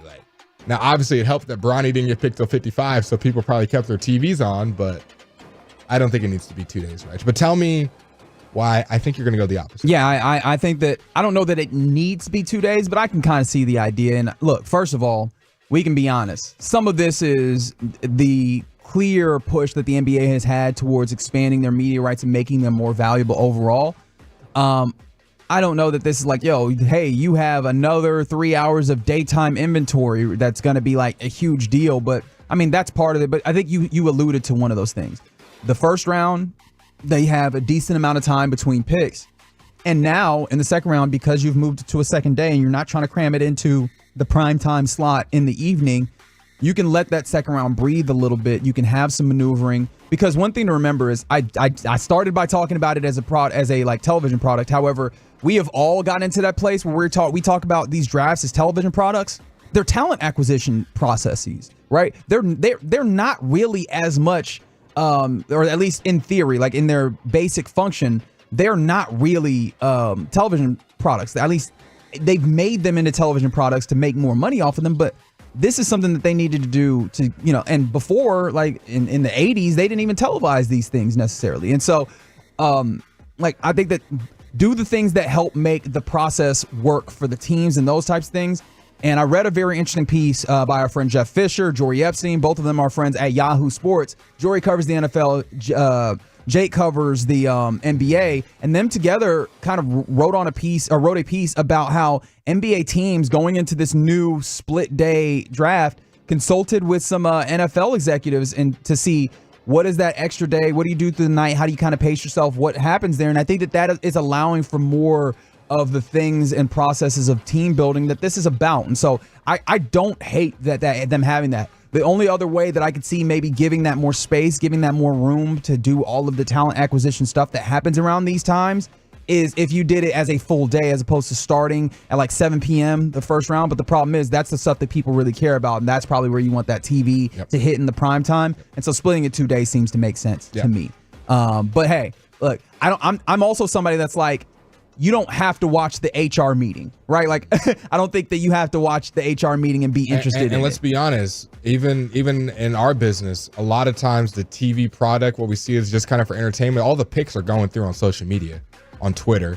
If you're looking at Shams or Woj's Twitter, that's where you're getting the picks 3-4 minutes before they even announced on TV. So a lot of that is, just kind of, like you said, getting a better TV product out there. But I understand the point of getting teams more time and letting it breathe, kind of moving around the draft board and whatnot. We saw a lot of movement as far as trading up and down, but I was not overall pleased with the 2 day process.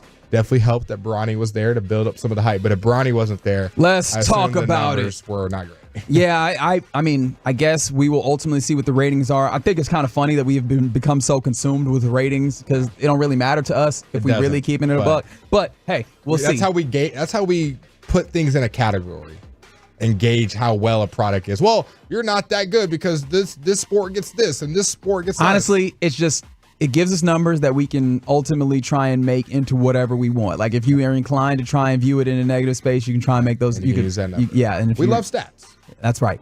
That's where we are. But you mentioned Bronny James. That was maybe the big topic overall in general in this NFL draft. It was more hype than the number 1 overall pick. Where was Bronny going? He ultimately gets selected 55 overall, which I think in the days leading up to this, we started to know a lot more about because of all the scuttlebutt of Rich Paul,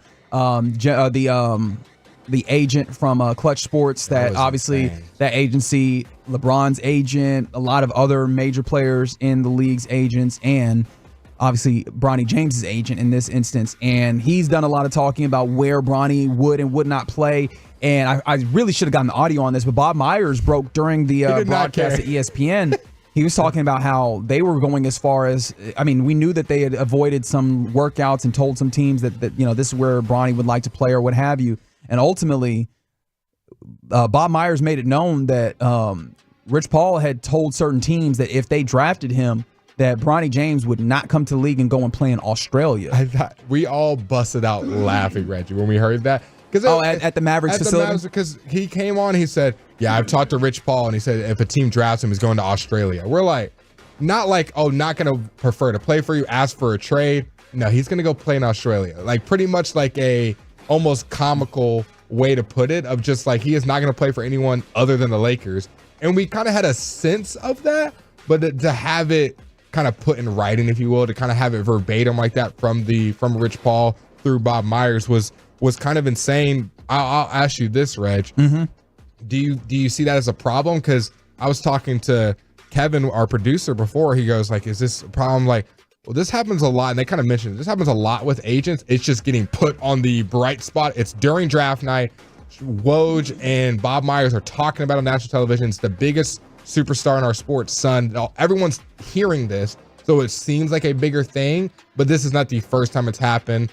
Do you have a problem with them maneuvering and getting themselves to position themselves to be the only one that could draft Bronny pretty much? This is kind of a weird place because I didn't like the pearl clutching that some folks did behind, like as though this was novel, because you're making note of something that's very true. We've seen this happen a decent amount. Like there's definitely stories of like Archie Manning making sure that Eli did not go to San Diego, right? Like that we've seen John Elway making sure that he made his way to Denver. Like there's all sorts of different places where we've seen, and some people will go, hey, well, that's the big time players. There's a lot more of this that happens behind the scenes that we do not hear about, or even at the back end. Because like I think that's one of the places where people go, oh, it's comical. You're not that good to be dictating. But that's what an agent does, is tries to get their players to the best place. And even at the end of the draft, you could easily see how it'd be advantageous to not necessarily get drafted, but maybe become, if you were going to maybe get in this instance, right? There's 58 selections. If you would maybe be draft selection maybe 57, or you could be an undrafted free agent and find your play to a place that would be most advantageous for you. There's some times where an agent will make that maneuver too. Like these things happen. The problem is it's Bronny James, right? And so this becomes so visible. However, like the way that it happened, and because of that visibility, it was kind of comical, right? Like I'm not going to pretend like, oh, well, this happens all the time, so we should not talk about it all. It's kind of still comical in the ways that LeBron had talked about it so much that he wanted to play with his son. And it seems like LeBron obviously having a hand in Clutch Sports, even if it's just so far as being the peak client there. Clearly, they made their way, and they handed. And you said, bro, that was twice in 40 years. I'm saying that those are the visible ones. There's a lot of more of those that are invisible to the public that absolutely happen every year. But ultimately, like it's still comical. It still feels kind of funny that you got Bronny James, or maybe not Bronny James himself, because I honestly don't know how much agency he has had in all of this. But you have that agency really forcing it to make sure that he over there playing with his dad. I'm glad you brought up that it happens on a smaller sense too, because we think of the big ones, the Eli's. Are kind of that sense. But Shams even tweeted it out today. Undrafted Clemson big man PJ Hall has agreed to a 2-way contract with the Denver Nuggets. You might be saying, Blake, why are you bringing this up? Paul has significant second-round interest per Shams Charania, but chose Denver, who did not have a second-round pick as his best situation. So his agent was saying, hey, don't draft me. I'm just going to go undrafted and go choose to play with Denver on a two-way and kind of work my way onto the team.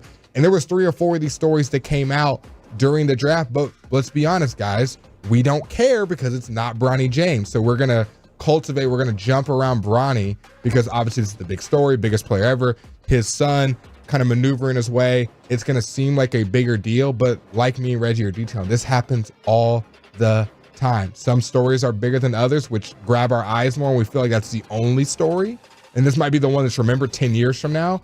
It's the one I just read. You'll probably forget tomorrow. But just knowing that this stuff does happen. A lot of it's just more behind the scenes. Agents calling, saying, hey, we prefer to go 2 spots lower. We don't really want to be right here. We don't feel like it'd be a good fit. That stuff happens all the time. Bronny was going to go in this range anyways. It's not like Bronny was a top 10 pick. He was projected to go 45 to 55, somewhere in there no matter what. Just the Lakers are like, instead of going 53 here or 54 here, we'd rather go to the Lakers. And from the 2 and 4, they asked, how are you feeling if you're an actual NBA player on the Lakers and they put Bronny on the court and he doesn't belong on the league? He's worse than Powell. He's going to play in the G League a little bit. He's not just going to jump into the rotation. That's the thing about this that kind of got tough is I think I saw, and now I'm kind of trying to remember, so take it with a grain of salt, right?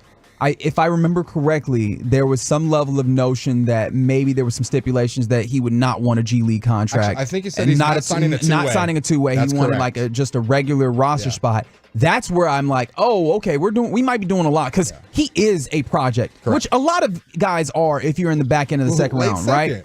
He is a project. He does have that upwards potential, right? And it's easy to forget, like 5-6 months ago, he had that heart condition thing, right? Like that gives some level of explanation on some of the downsides of, his play in college.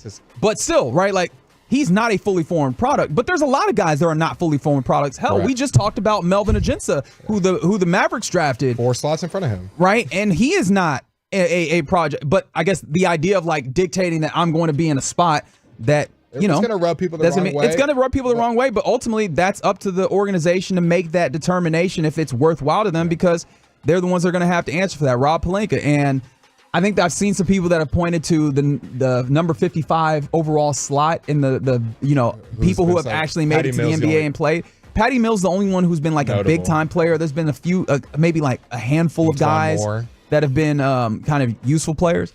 I mean, it's if you look at it from the Lakers' perspective, I think it's worth the gamble on. We'll see if the development is there. We'll see the development. We keep our superstar player happy, and we get a high IQ player here with our 55th overall pick. I think people would have had a lot more question if they used their number 17 pick on him.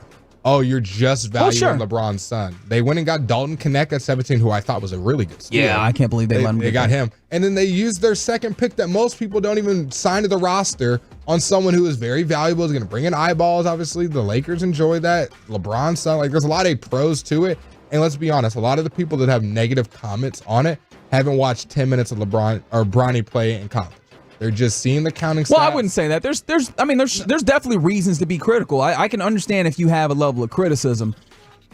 I think the big thing that people have issue with is it feels like a level of nepotism, but this is something that Adrian Wojnarowski said on air.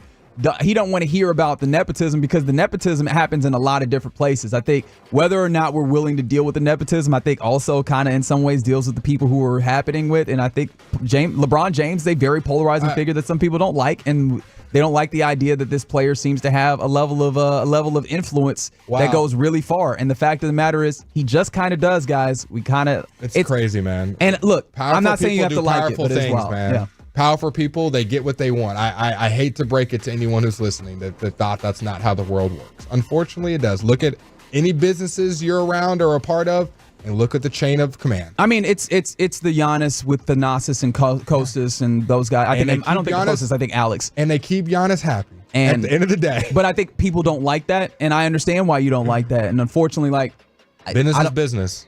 Business is indeed business. I didn't even get to the Kyle Filipowski story. Remind me to come back around with that at some point because that was a wild kind of undercurrent of this NBA draft. But yeah, we have gotten through it. The Mavericks end up with Melvin Ajinca. I don't know if he'll ultimately make an impact. Nothing really major shook out. A lot of the big things in the NBA happened before when you talk about the Knicks next trade, some of those other things. The Wizards making some trades and made it evident they're trying to tear it down again. So those are kind of the big things with the NBA draft. But we're moving on with the offseason. Free agency gets started in just a few days in the NBA, and I think that's always a fun time in the league. It's the Get Right here on 105.3 The Fan. Thanks for hanging out with us. Coming up next, who do you want to see in the Home Run Derby? We'll talk about that and more next on The Fan. Celebrate July 4th with savings at Lowe's. For a limited time, save on the essentials you need to make your garden pop for summer, like Miracle-Gro 25-quart potting mix. Get 2 bags for just $16 and get up to 40% off. Plus, save an extra $50 on every $500 you spend on select major appliances. Hurry, these deals won't last long because Lowe's knows summer savings. Valid through 7/10. Miracle-Gro excludes Alaska and Hawaii. Appliance savings vary based on purchase amount, excluding supply. See Lowe's.com for more details while supplies last. Thanks for calling Discover. This is Diego. Hi, Diego. It's Jennifer Coolidge. I just want to say your cashback match makes me feel so special. It really inspired me. That's great. Doubling the cashback you've earned at the end of your first year is what we do. Well, I'm doubling everything now. Double dating, double dipping, double feature, double header, double whammy. Basically double or nothing. You earn, we match. Discover Cashback Match. See terms at discover.com/creditcard. Get bonus days to save during Window Nation's semi-annual sale now through June 30th. Get 50% off all windows along with no interest for 5 years, plus a bonus 10% savings when you schedule an estimate at 866-90Nation or windownation.com. Join us for exciting live racing all season long, where your next experience could be a winning one. Tickets are on sale now for the Thoroughbred Racing season. Right there down on the inside, coming to the wire. Join us this Saturday for Dollar Day, when admission, programs, hot dogs, popcorn, soft drinks, and beer are all just $1 each. Visit LoneStarPark.com/tickets to make your plans today. The horses are ready. Are you?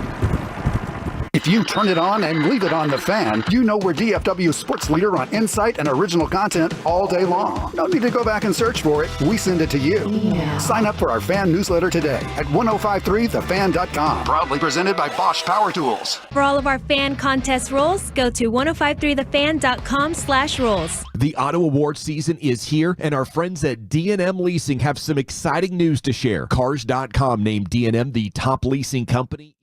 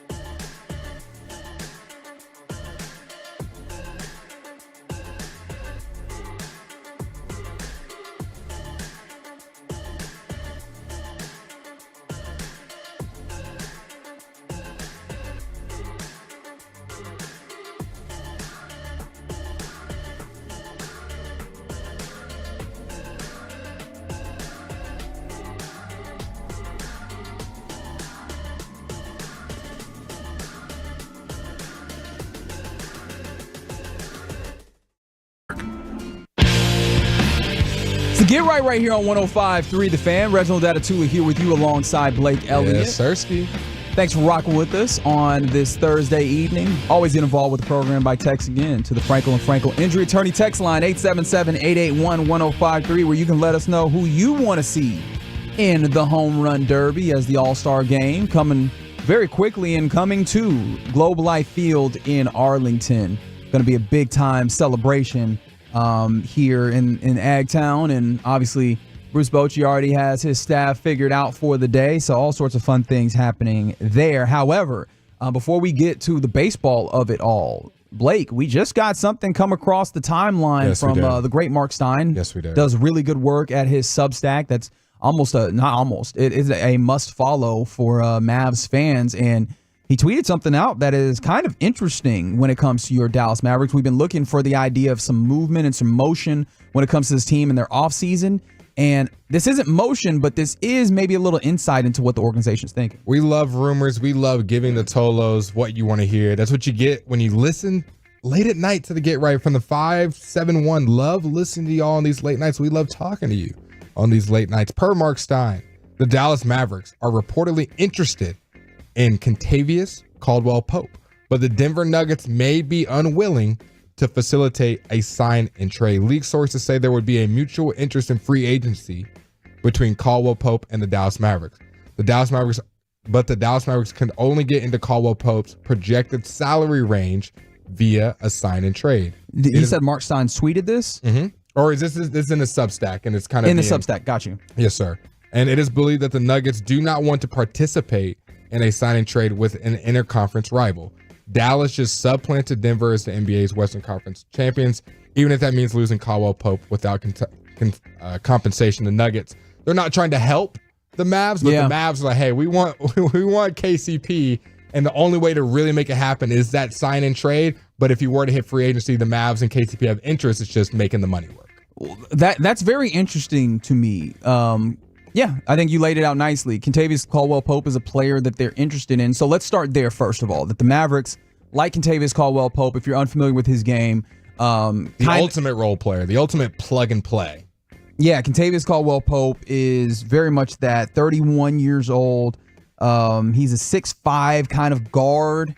So I think Tim Hardaway Jr., but better. Yeah, I mean, he shoots the ball decently well, can kind of run offense. He operates kind of like a combo guard. Really good defender. Really strong defensively, absolutely. Now, the size isn't there in a huge way to like guard like the wings that the Mavericks obviously, but having a defender at guard also matters for this team. But a guy that you can trust to shoot the ball, light it up that way. Also, if they do this, to me, this makes Josh Green a lot more expendable. Now, obviously, the age difference, Josh's a lot younger, you could develop him. But I'm talking about what their skill set brings. He's pretty much Tim Hardaway, the best of him, and the best of Josh Green at their max potentials is what you get. And kind of the best of what you expected and want from Dante Exum as well, right? But I think that speaks to kind of an interesting thing. Actually, before we even go there, yeah, I think that you nailed it on the head, the idea of what they were hoping. I think they're trying to look at, or this might tell me that they're looking at, even if they move on from Tim Hardaway Jr., they still want somebody to fill that particular role. They want to score. They want someone who's, and if you notice, all the names they're being rumored about, for the most part, these are guys that have shown they can score. They're not trying to get another developmental piece. Now, the Tim Hardaway offloading contracts or the Quentin Grimes of the world, the Landry Shamet, that's a different story. But when they're winning these rumors for these bigger deals, they're trying to get someone who is a known scorer. They don't need another unproven commodity on this team. They got a lot of young, unproven commodities. What can they grow into? I think they're trying to figure out some stability, whether that's in the bench or the starting lineup. The 972. KCP's wife is from Dallas. I went to school with her. I'm sure she'd be really happy about that. All right. I mean, that's an interesting possibility there, but another instance and situation where it's not going to be easy peasy lemon squeezy when it comes to trying to, make that happen or make that come to fruition, because as Mark Stein was detailing there in his Substack, as you were reading earlier, you're in the same division. Like, now you become a threat as the Dallas Mavericks because of how good you've been in the league, and now teams don't look at you as, okay, we can facilitate trades with them because they're not the teams that we're worried about. You're now one of the teams that teams are worried about, and they're not trying to help you win. No one's trying to help you win, particularly in the West. And so, yeah, that adds an interesting idea. But I found that interesting to kind of get an idea of what Nico Harrison and the Mavs might be looking for in the places where they're trying to upgrade. And you can tell, again, where their priorities are. Obviously, getting somebody that you feel comfortable with the basketball to help with that ball handling responsibility that Luke and Kyrie have. Somebody that can play defense clearly is very important for them. Someone who can knock down shots, right? And so I know that he shot like 40% from three this past season on decent volume, kind of like 4 or 5 shots a game from three particularly. But yeah, that's interesting. Thank you for bringing that through. From the 817, they asked, is Jeremy Grant still a possibility? I mean, in theory, but again, that's it's Jeremy Grant is a name that's come up. I think Tobias Harris has been kind of a high-end name that people have thought about. Jeremy Grant, the pushback right now from what I'm hearing and reading is just we don't have the best trade package for him. Like he is still garnering a little bit more than the Mavs are able to give up, unless you want to give up one of your really good players like THJ, the Maxis, the Joshes. Like they're good, and we obviously, maybe not Josh, but are looking to offload those guys. But you got to think about the team receiving them. They're like, okay, we can get something better. We just saw what Denny Advia from Washington. A lot of Mavs fans were wanting to bring him in, and they were like, THJ plus our second-round pick. He's got traded for Matisse Thybulle in the 14th overall pick. Like these guys are garnering a little bit more interest. I would love to have them on our team, but it's going to take a pretty penny to get these guys. And I think some of the guys on the Mavs are just not willing to give up. And Nico has been writing most of those right. And it wasn't Matisse Thybulle, it was Malcolm Brogdon. But point still remains, like you got a first-round pick as well in that situation. So yeah, no, interesting kind of rumor that came up in the course of that. I will get to the Kyle Filipowski. I'll do that in sharing time, but let's do this here because I did ask, who do you want to see in the home run derby? We got news this week that Shohei Ohtani is interested in getting back into it, but obviously the home run derby, the competitors, rather is the word that I was looking for, have not been determined. But there's probably like a good 30 baseball players that you can look at and go, hey, they are potential guys that maybe end up in this place that you might want to see in the home run derby. And so obviously you probably start with the reigning champion, who is Vladdy Guerrero Jr., right? He won the last time around. And so before we even get to any of the other guys like past champions and some other, is there anyone that comes to you that you're like, I would love to see them in the home run derby? I'm going to give an answer that is not going to be popular, but I got to stay true to what my answer was at the moment you asked this question. I'm sorry, Rangers fans. Oh, it's going to be the Astro, isn't it? Give me Yordan Alvarez. Him and Dolly going back and forth would just be fun. It's obviously fun competition. Yordan Alvarez can absolutely hammer the ball, smoke sesh, whether he's on or not during the regular season. When it comes to a home run derby, I would feel very confident about him putting on a show, and that would be one of the guys at the top of the list. Yeah, he's definitely one of those guys, and if I'm reading this correctly, he has not done the home run derby yet. Yeah, he's not. Right? So like he is a powerful hitter, a very good hitter. It's like, yo, how has he not done this and when before? he hits it, it's a rocket. Yeah, no, he's absolutely one of those guys. I saw on the text line someone brought up, and someone now is saying doesn't seem like there will be a Ranger, but I mean, when we talk about the hometown guys, there's a couple of guys from the Rangers who will obviously be hosting it who you might look at. Maybe you go Marcus Semien, who, mind you, we have the finalists for All-Star balloting, which will get back going on Sunday. The voting will continue. And when it comes to the finalists, the only finalist that you have is the Only Rangers. one. Marcus Semien at second base. He's battling with an Astro, with Jose Altuve. So if you want to see Marcus Semien start, go and get Sunday. Make sure that you start voting again for Marcus Semien to be a starter. Correct me if I'm wrong, Reggie. I'm fully okay with being corrected on this. I just get the feeling when it comes to home run derby, Marcus Semien doesn't really attach him. He feels like an in-game, like clutch and timely hitter, but he doesn't feel like just gonna smack the ball left and right out of the park. I mean, am I wrong in that sense? I think more Adolis Garcia. I think more Corey Seager. Yeah, and that's what the thing. I was like, Marcus Semien, but I don't know that he doesn't feel spiritually like a home run derby guy necessarily. Yeah. Corey, and he also probably needs to rest because Marcus Semien don't be taking days off. Corey Seager is one of those guys. But yeah, Adolis Garcia feels like, if you're going to put a Ranger out there, Adolis Garcia feels like the guy that you'd want out there. Plus, this is an interesting thought that I had not considered but came in on the text line. And they said that they want Adolis to do it because they hope that it'll help like jumpstart his bat as well. And we've seen him kind of look a little bit better. He roped one down the left field line. It skirted over. Just barely got it inside of the foul pole today to get one of the 2 runs that the Rangers scored today. But I think it would kind of be fun to see Adolis hitting those big gargantuan home runs That's a big at word Globe right there, Life Field. Yeah, because it's a big homer. What about voluptuous? Voluptuous. Okay, I think different. It's kind of some different connotations, but I think it still works because it'd be some sexy home runs that Adolis hits. No. Don't get me wrong. He'd be hitting some sexy home runs. Let's be honest. Okay, so I feel like those are some good answers. Can I take you to MLB.com, who kind of put together some 30 home run hitters that maybe get in there? I mentioned Vladdy, some past champions. It feels like Pete Alonso always in this. Bryce Harper is another guy. Aaron Judge is the easy answer. Aaron Judge. I'm kind of tired of seeing Aaron Judge do this, to be completely honest. When you think of towering home runs, I think some of the first people to come to mind are just those guys you named off. The Judges, the Shoheis, the Adolis Garcia. Like, you want those guys that absolutely just crush the ball. You don't want anybody barely getting over. Like, when those guys hit it and they get a perfect, if you play MLB The Show, that thing it's gone. Yeah. 817 said Adolis would be the one, just don't let Tony Beasley pitch to him this time, which, yeah. Look, I mean, remember that. I love me some Tony Beasley. By the way, if you've never heard Tony Beasley sing, you got some voice pipes. of an angel. However, BP pitcher, please don't do that to me, Bees. Someone also mentioned Wyatt Langford. Would you want to see Wyatt Langford in the home run derby? I love Wyatt, but I don't know. You don't feel like that's his ministry I don't know. I wouldn't be mad if I saw it, but I'm not jumping out of my seat to have him in. All right, so let's just go yes, no here for you. Okay. Juan Soto? Yes. For some reason, I'm also there, right? Like, I don't want to see Aaron Judge do it no more, but I'll watch Juan Soto do it. I don't understand. All right, how about the past competitors that are maybe trying to get back into it? I mentioned Shohei, yes? Yeah, of course. Feels like the easy. Double yes. Salvador Perez. Catcher for the Royals? Okay. Jose Ramirez? Adley Rutschman? Yes. That one piqued your interest. Adley's good. He's got some power behind him, too. I'm with it. There's another Oriole I'm going to say yes to as well.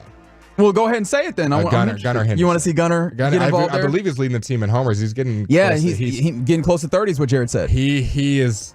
Those guys are power guys, and I enjoy watching. He falls in with the dynamic young shortstops. Bobby? We got Bobby. Bobby Witt Jr. is one of those guys that I'd like to see. This is my answer. This is my flat out answer when I first thought about this. Who are the guys that you want to see in the home run derby? He is a giant human being. He is very fast and he hits the ball very far. In fact, just this past week there was a viral video of him hitting the ball at Great American Ballpark over the batter's eye onto like the steamboat that they have out in the outfield. His name is Elly De La Cruz. Yep. Like, Elly he's an electric player, and obviously some of that electricity is not going to be shown because he's not going to be running the base paths and all those things, but there's just something so fun about him and the way he plays. Some swag up there too. And I just want to see him at the bat, or at the plate rather, hitting dingers, and he hits them really, really far. I'm with it. Okay, what about, do we want any Braves players in there? The Braves got all the power hitters. I mean, Ozuna is always one that you could think of that might be a guy that you want to see. But yeah, I mean, look, there's a lot of young, like O'Neal Cruz is another guy. Yep. As I mentioned, Elly De La Cruz, but O'Neal Cruz is a guy that has been playing very well that maybe you could be interested in. But yeah, I mean, look, I'm super excited to see what they put together for this home run derby. And there's some other names that maybe you get in there. But yeah, I think those are the main ones that I'm interested in, especially Elly. I'd love to see. And just to round out this kind of all-star weekend feel, there's going to be a trio of Rangers legends that will serve as all-star ambassadors. I bet you could guess them, but I'm going to go ahead and hit them for you in the interest of time. Adrian Beltre, Michael Young, Pudge Rodriguez will all be involved in some shape or fashion during All-Star Weekend. In fact, if I remember correctly, I know Adrian will be one of the managers of one of these. I forget one of these games that's happening during the All-Star Weekend, because I know that they'll be signing autographs and things and such during the All-Star Village this weekend. But I got a picture of it, and I got to go back. Yeah, during the All-Star game, or the Futures game rather, the AL and the NL Futures game, Michael Young will be the manager for the NL Futures team, and Adrian Beltre will be the manager for the AL Futures team. And during that game, Kinsler will be a bench coach, and Prince Fielder will be a bench coach. Okay. So that's going to be really fun as well. Rangers will be all over this thing as your Rangers host the All-Star game here. It's not in uniform playing. No. Would you? Adrian Beltre in the home run derby. Let's do it. Let's do it. Let's bring it back. Just playing. There you go. It's the Get Right here on 105 through the Fan. 314 said Giancarlo Stanton. Is he even healthy? Do he be healthy? I don't think he's been in and out of the lineup. Because Giancarlo, or Mike if you like to call him that, he just don't be healthy. Someone also mentioned Vladimir Guerrero. I wonder if are you talking about his pops, or are you talking about Junior, who I think we started talking about, because he's the defending champion. He's going to be back in that thing regardless. Thanks for hanging out with us on this Thursday evening. Coming up next, let's do some sharing time where I've promised it multiple times. But yo, what the hell happened during the draft with Kyle Filipowski? I'll give you that and we'll share some more next on The Fan. Coming up Friday morning on Sean and RJ, who did the Mavs end up with? How did the Rangers start off in Baltimore? And we'll clean out the junk drawer during the 720 Expressway. It's a Friday morning on The Fan. Get in the zone, autos.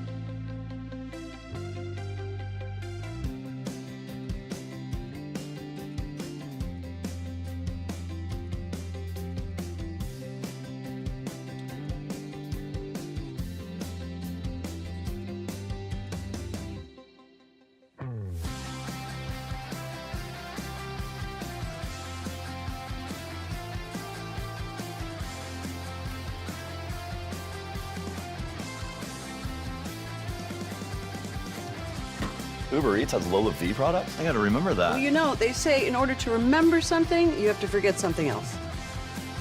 Okay, now that is a very cute haircut. That's like a little shag. I've never seen it before. Well, I mean, of course you have. It's the Rachel. Oh, is that your name? No, I mean like your name. No, I'm Jen. My name's Jen. Right, but I just mean like this is your haircut. But that's hair on your head. I'm not saying this is your hair. Okay, freaking me out a little bit.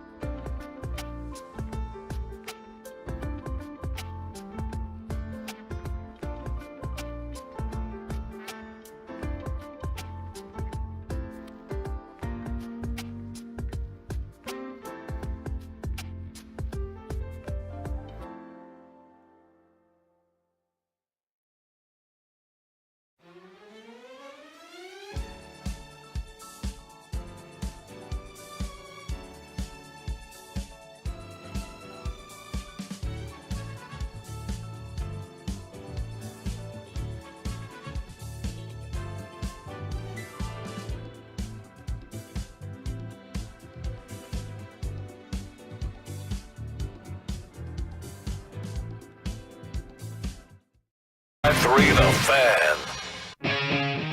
Back to the Get Right here on 105.3 The Fan, and the upcoming segment is brought to you by Classic Chevrolet in Grapevine. They're the #1 Chevy dealer in the world with more Silverados than anyone else. This is Texas. This is Classic Chevrolet. Together, let's drive. Relax and enjoy the difference.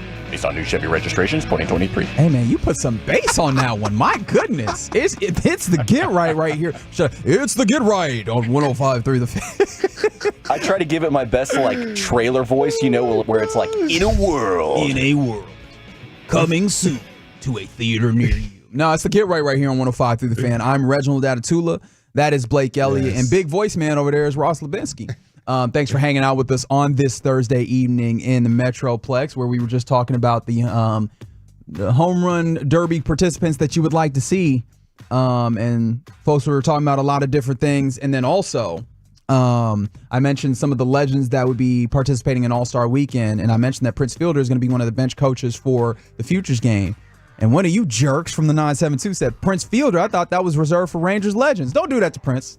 Don't do that. It's not his fault his bat gave out. And okay? Also, don't do that to Prince. And probably he didn't apply for it. He was asked. So, you know, it's not his fault. Don't do Prince Fielder like that, okay? Like, I mean, I'm not mad. I'm just disappointed. Don't do him like that. That's even worse. That's kind of a legendary name. Both of his names. Obviously, it's the last time you choose it, but I'm saying Prince and then Prince Fielder, and then he plays baseball. I mean, Pops had a good name too. Cecil, that's a good name. Why are we not making Cecils anymore? Why are we not making good names anymore? Like, I mean, there's some good names out there, but look, Cecil's a good name. That's all I wanted to say. Also, Gregory on the YouTube mentioned Freddie Freeman. I'd love to see Freddie Freeman in the home run derby. Freddie over Mookie? Or do you want to see Mookie? Yeah, no, I don't need to see Mookie in. Is it the Marcus Semien effect where it's like good in-game hitter, but I don't need to see him at a derby? Kind of. Yeah. I mean, I don't know. I think I turn into a caveman and the big man hit ball far. Like, I think that's where I end up in that place. Mookie Betts, not necessarily the big man. Freddie Freeman? Yes. Yep. Yes, I would like to see that. It's sharing time here on the Get Right, and I promised a few things. You did. So I will deliver on this because this was wild. I'm somebody who's almost incessantly on Twitter. And I saw tidbits of this, but I haven't had the whole story, so I'm excited. I don't even know what. I think I saw somebody. All I saw, it started for me. I saw someone who I follow say, yo, that Kyle Filipowski story is crazy. And I was like, says we need more Reginalds. I mean, I don't disagree, but you know I was going to say that. But yeah, like I just saw, hey, that Kyle Filipowski story is crazy. And I was like, what are you talking about? So I was like, all right, let's do the searches. And I stumbled upon some wild stuff. So we found out that Kyle Filipowski got drafted, and he fell a long way from what people anticipated he'd be drafted. Thought maybe he'd be drafted on day one in the first round, maybe in the lottery, late lottery, that type of thing. He made it to the second round, where ultimately he was drafted, if I remember correctly, by the Utah Jazz at pick number 32. So he's the second pick earlier today, but still, I mean, a good 15, 20 picks further back than where he used to be. And 559 reminds us that Mookie is injured. Thank you for that. But Kyle Filipowski falls a good amount, and some of the conversations that had been had was about, maybe he didn't necessarily interview well. He seemed nervous, those types of things. And then teams were concerned about his girlfriend. And I was like, what? Apparently his girlfriend is a lot older than him. He got game. Zach Wilson type beat. He got a cradle robber? He was in high school and his girlfriend had already graduated college, is supposedly what it is. And so as I was looking at this, I got to a tweet that, look, I'm not going to give this as pure fact. I want you to take this with a grain of salt, okay? But assuming that this is the truth, it would be wild, right? And this comes from a couple of Twitter accounts. So somebody was tweeting about kind of Kyle Filipowski, and an account that is at the Daniel Flip 24 that has their name as Daniel Filipowski, seems like it is Kyle Filipowski's brother, tweeted, "I'm Kyle's oldest brother. You all don't have a clue the extent of the story that has to do with his girlfriend. There's a story that has been pushed under the table for nearly 2 years now." Okay. Right. Okay. So we move along. The person who was tweeting responded was like, DMs. I can take this down if it's blatant misinformation or whatever. Daniel Filipowski went further. He said, if Jonathan Givony, ESPN, kind of started talking about this story, he said, if he responds to my DMs, he would be able to get the full story, but no one knows about outside of who's involved, Duke, coaching staff, and his agent. Okay? That's what Daniel said. So he went further to say, kind of talked about how other than messaging like Zach Lowe or someone big to kind of tell him the story, other than messaging them on their IG account, he said, I don't know how to get in touch with him. But look up and read on Mormon grooming and the brainwashing. You'll find some introductory details in there to connect some dots into the story that's going on here. Again, I'm not saying that this is facts or what have you, but on Twitter, it seems like someone who is identifying themselves as Kyle Filipowski's brother is claiming that Kyle Filipowski was groomed by an older woman than him into something like, quote, somewhat Mormon-like or whatever. I don't know exactly how to phrase that, but I think you understand. I'm trying to be as delicate as I can with this. And then if you also pair that with somebody who on Twitter is claiming to be Becky Filipowski, who people assume is his mother. Again, not saying that I know for certain, trying to be very careful with that. They said, you are opening a 2-year issue and she is 28 with an endgame 3 years ago to have a diamond ring on her hand when Kyle left Duke. He was still in high school. So again, this idea that she's a lot older than him, she groomed him into this place. Somewhere in there involved is Mormonism. I don't know exactly how that ties in. And then Kyle Filipowski gets drafted to the Utah Jazz. And so all of that came around and I was like, what exactly is happening? Yeah. And then I heard that like he's estranged kind of with his family that doesn't really talk to them. And I was like, all right, and maybe that's why the grooming was able to happen. I don't know when it happened, or maybe in the course of that level of relationship, it's one of those things where maybe you get attached to somebody and then you drift away from your family. That's the story that seems to have been painted here. But that's such a wild thing to come out about Kyle Filipowski, who was on the level of college basketball fame at this point, which is not nearly the same as it used to be. One of the more well-known names in this draft and one of the more well-known names around the nation playing at Duke this past year, falls in the draft from where people thought, was talked about as not having great interviews. Off the court things. And apparently the quote-unquote off-the-court thing is his girlfriend got him involved in something that is trying to be purported as kind of like cult-like that took him away from his family. What is happening? Does that affect him hitting threes? I don't know what to do with any of this. I don't know what to do either. I think that's why I scrolled past it, Reggie, because I just didn't even know how to intake it. I was like, is this something that affected his on-court performance? He was showing up late to practice. He's a bad teammate. Are these people even real? What is happening? Now you know what happens on the internet. Everybody becomes an internet sleuth. Some folks got on Instagram and were able to, yes, sleuths. It is a good word. It's got on Instagram and we're able to confirm that Filipowski's girlfriend is indeed a member of the Church of Jesus Christ of Latter-day Saints, otherwise known as the Mormon Church. So she is a real person. So that's one check box. All right. You thought it was a little bit like Manti Te'o situation. It is not that. It is not that. But that's all of that comes together, and it's just a wild story. And we've got no statement from either party. Like I'm saying, like from Filipowski or the girlfriend of like, oh, this is true, this is not true. I haven't seen anything to that effect. But like the claim of grooming is a very interesting one, especially in this day and age, right? There's a lot of I don't know if polarity is the right word, but there's just a lot of fervor around the idea of grooming.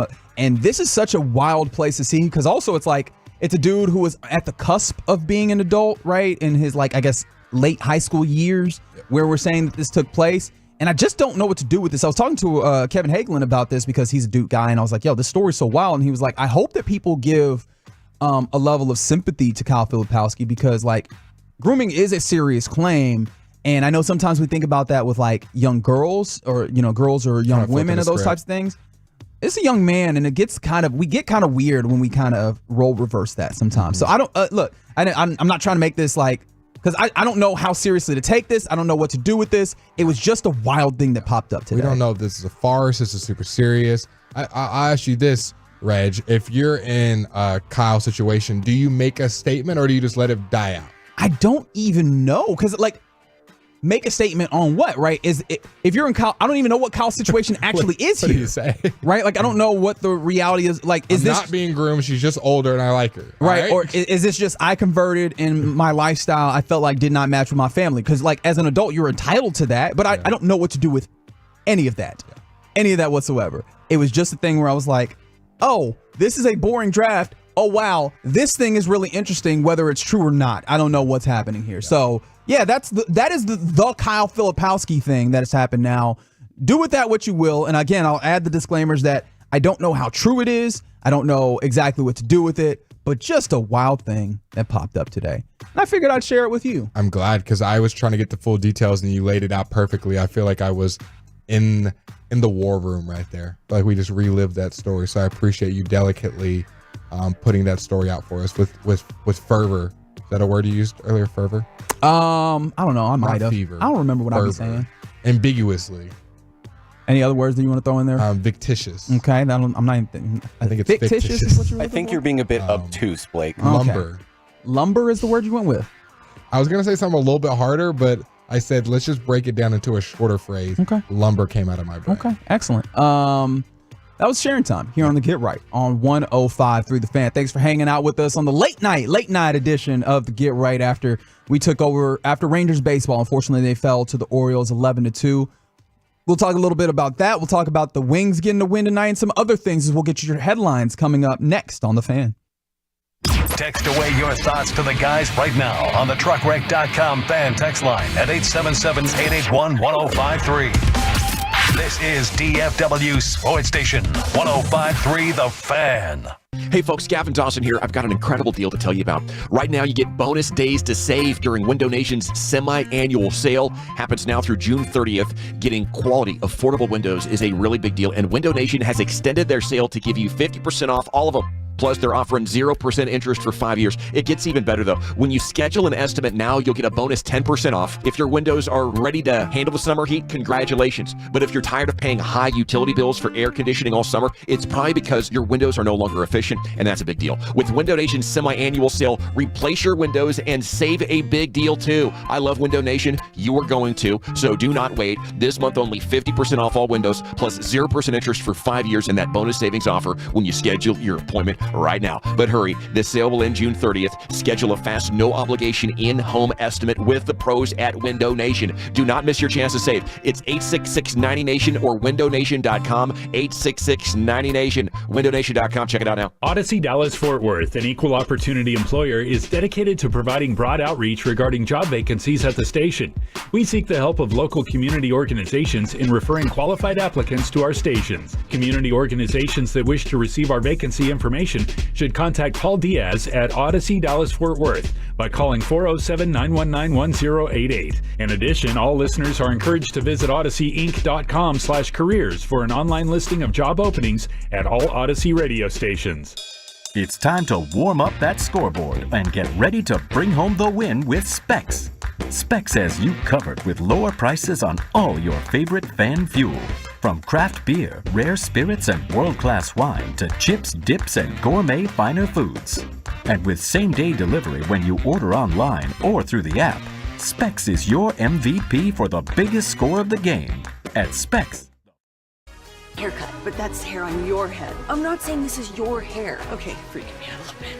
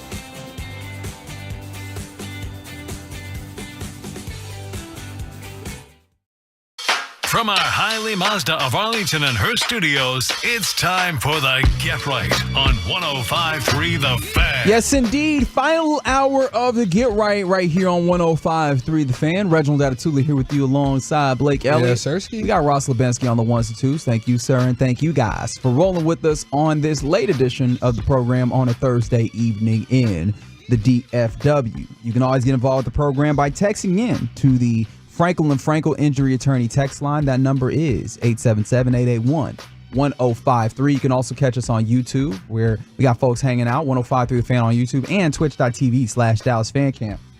Thanks for doing that and hanging out with us as we're going the extra hour. I mean, not necessarily an extra hour of work for us, but an extra hour of content for you here after we got on a little later because we had to make sure there was some room for the Rangers to get a little a kind of unorthodox game. A game on a Thursday. You don't often get those. A lot of times a Thursday is the off day for the Rangers, but they began a 4-game set against the Baltimore Orioles, and that is where we will begin getting you your headlines on this evening. In Baltimore, Camden Yard, your Texas Rangers began, as I mentioned, a 4-game set against the Orioles, and it started with, I don't know if a bang, but it started very quickly and very energetically is the way that I'll use, the word that I'll use here, because John Gray facing off against Corbin Burns on the mound for the two teams. And Corbin Burns, solid pitcher. Don't get me wrong at all. And Marcus Semien stepped up to the plate, got a hit early. I mean, swinging early, gets on base. And I think the very next pitch is stealing second. And I was like, oh, there's a level of aggression that's here for the Texas Rangers that felt necessary, right? Because this team has not been hitting the ball well, Blake, not even necessarily hitting the ball well, but just not been scoring runs. And they haven't been slugging. They've been leaving guys in scoring position a lot. And we saw they had 9 hits pretty decently into the game. I think around 5th or 6th inning. And 8 of them were singles. Yeah. It was just like they weren't really doing much with them. Yeah, so I was very welcome to the idea of trying to steal bases out here and like advanced runners. Now, Semien gets caught stealing, but you see that happen early on. You get some hits, you get a run, or actually you didn't get a run early, but I like to see the aggression early. Unfortunately, the Baltimore Orioles, like this game very much felt to me like, oh, okay, that's the other class. That's another class of AL baseball teams right now that the Rangers are simply not in, unfortunately. It was a tough watch, Reggie. I had it on my phone while I was at the little Mavs draft party waiting for the pick to come in. Or actually, I think the pick had come in, waiting for Nico Harrison to come out and talk to the media. And all of us were watching. I was like, oh, it's 2-1. Oh, it's 4-1. Oh, it's 6-1. It's 8-1. It was like it was literally back-to-back innings. They were hitting home runs, and a couple of them were no doubters. John Gray left too many pitches over the middle of the plate, and that stud Baltimore lineup is going to make you pay. Their batting order really doesn't have a lot of holes in it. They even had a new guy. I'm forgetting his name right here. I don't want to. Kerstead, who had not had an RBI or a home run, and 2 for 3, and back-to-back his first 2 appearances. A home run, 2 runs. Yeah, I was like, all right, it's just not one of those nights. And John Gray seemed to have no command. He was falling behind in the count early on, and then when he finally laid a pitch in the strike zone, it felt like it was out of the park. Yeah, in fact, 4 times did they go yard in this game, the Orioles. I mean, that was really the huge difference in the 11-2 victory for the Orioles. Obviously, the runs, but like specifically the way that they happened. Extra base hitting, the slugging that the Orioles demonstrated, it was doubly frustrating because it's something that the Rangers haven't been doing well, and then they're doing it to you. Seeing Adley Rutschman go yard, Cedric Mullins went yard in this one, Colton Cowser went yard in this one, just like dudes pulling things and sending them outside of the yard. Now, it was nice to see Adolis Garcia find a little bit of pop himself, even though I don't even know how much was pop. It was like just kind of a rope down the left field line that snuck inside the foul pole. That was one of the runs in the course of this one for your Rangers. But 2 extra base hits out of the 12 that they got, the Rangers. And so just not a great outing for them. 5 innings from John Gray. Jonathan Hernandez came in, wasn't necessarily incredible there. And Brock Burke shut it down at the end. All of them giving up runs during the course of this. So not a great outing, but I mean, this is a good Orioles team. You have 4 games against them. And I I hate to put it this way, but for me, it feels like the clock is ticking to like try and get yourself in a good place and get yourself going offensively. It felt like I described it this way to Jared. Felt like a car that won't turn over. You're starting to see like the last game against the Brewers, in this game in particular, you start to see kind of, there's signs of life. There's hits. There's, guys that are, being aggressive on the base pass. You see it almost like a car trying to, but it's not turning over. You're not getting guys in because, 1 of 9 with runners in scoring position. And of course, again, no extra base hits really, or a limited amount of them at least. And so the Rangers really need to get back to winning. Tomorrow, the Orioles, against the Orioles again, Max Scherzer will make his next start as scheduled, which is nice. But man, you're gonna need offense in particular to get a win against these Orioles, no matter how good your pitching is. They got to figure something out because the last 7 road games have been all L's in the box score for the Texas Rangers, and in 8 consecutive road openers they've lost. So kind of a little bit of Dallas Mavericks magic, where we lose game 1 every time on the road in the playoffs. Seems like the Rangers are taking that into the regular season, and they cannot open up on the road with a W. And like you mentioned it, the consistency has just been the biggest problem. You see flashes from Garcia. We had Seager with his hot month. We've had Simeon, who's been solid all year.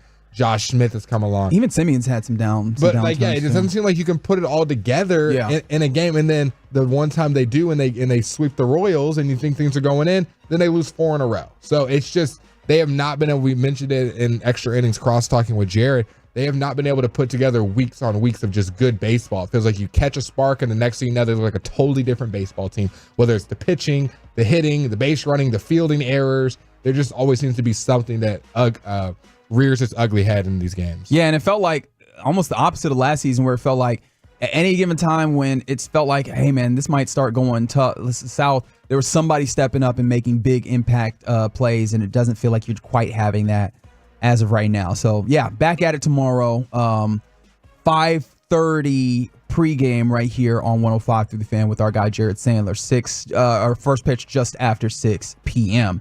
Some other headlines. The Dallas Stars buying out the final year of veteran defenseman Ryan Suter's $3.65 million contract, which I know was music to a lot of people's ears after this postseason, where Suter just did not look like a viable defenseman for your team. I think the defensemen need to be all reshuffled. Maybe they got a couple of young guys, and then obviously Chris Tanev, you would hope to bring him back. But the defenseman was obviously the weak point of this team. Ryan Suter showed that in the playoffs it was not something you could rely on. Had a couple of miscues that ended up being goals for the opposing team. So I don't think any Stars fans are losing any sleep over this. And it seems like something that needed to be happening. Yeah, Ryan Suter, a veteran in this thing, 39 years of age. He wants to continue playing, and apparently there's still some interest in him around the league, but it just felt like here is not the place for him. As you mentioned, some miscues during this postseason, and the move clears $1.43 million of cash and includes some cap hits over the next couple years, but just clearing up a little bit of cap space, giving this team a little bit of room to maneuver. As you mentioned, Chris Tanev, you would like to get his deal done and maybe do some other things that could help your team continue to contend into next season. Something I definitely didn't notice, Reggie, when I was getting more and more into hockey and looking up like the stats. Let's do that hockey.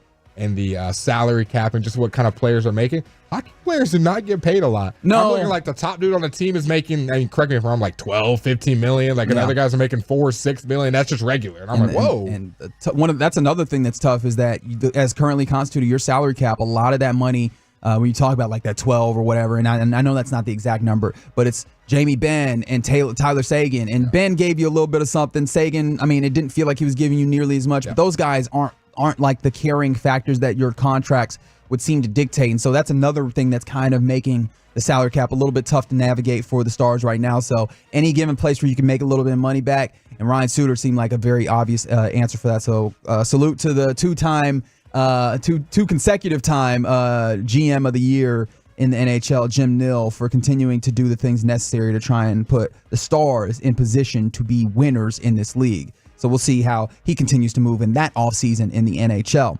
As we continue around, or give you some more headlines on this evening, this Thursday evening, United States men's national team are taking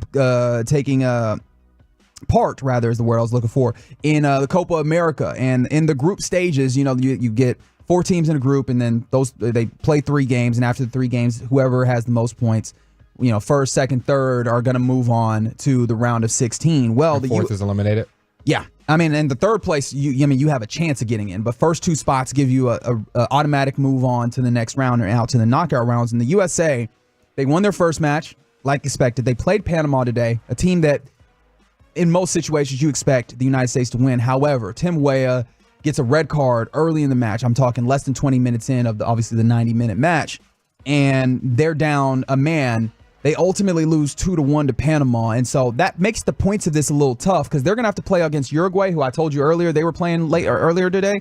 They won 4-0. Uruguay, they're putting themselves in a good place. That's a good team that you're playing against, and so the United States are in danger of missing the next round of Copa America that they're basically hosting this year, and so it would be a really bad look for the United States men's national team. And I know that there's always been a lot of clamors about the manager, maybe Greg Berhalter not remaining. So it's not a fun place. The United States plays Uruguay on Monday, and they really need to get a good result from it to keep moving, because after missing the World Cup this last time around, there's been some kind of funny stuff with the manager. And then if they were not to move on here, it'd be a really bad taste in the collective United States men's national team soccer federation kind of mouth at this point. Give me two guys to watch from the U.S. men's national team that I should have my eyes on to get a good scope of this team. Well, I mean, it's easy to always point to Christian Pulisic. Mm-hmm. He's one of the big name guys. But recently, Folarin Balogun, who is this starting striker, I guess is the word that I would use. He's been scoring pretty well. He scored in this match. They actually got the first goal even when they were down a man. He's been scoring very well. So he's been kind of riding the wave positively. If you're, less positively, and one that I think will matter in the game on Monday, Chris Richards, who is one of the center backs for the team.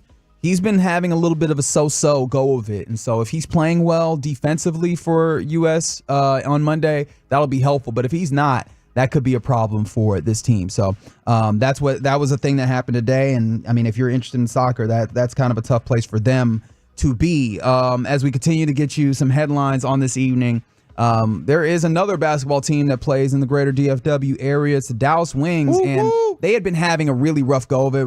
I mean, at this point, record-wise, they were 3-13 as the worst team in the WNBA, playing against one of the best teams in the WNBA. And it's funny because a lot of people have talked about how there's a lot of talk about the WNBA. People aren't really talking about the best teams in the WNBA. It's a lot about Angel Reese in Chicago. It's a lot about Caitlin Clark in Indiana. The best teams are like the New York Liberty, the Connecticut Aces. Sun. Even the Aces haven't been being all that good. But the Minnesota Lynx are one of those really good teams, and they were facing off against the Dallas Wings in Arlington today. The Dallas Wings get a big-time win, 94-88.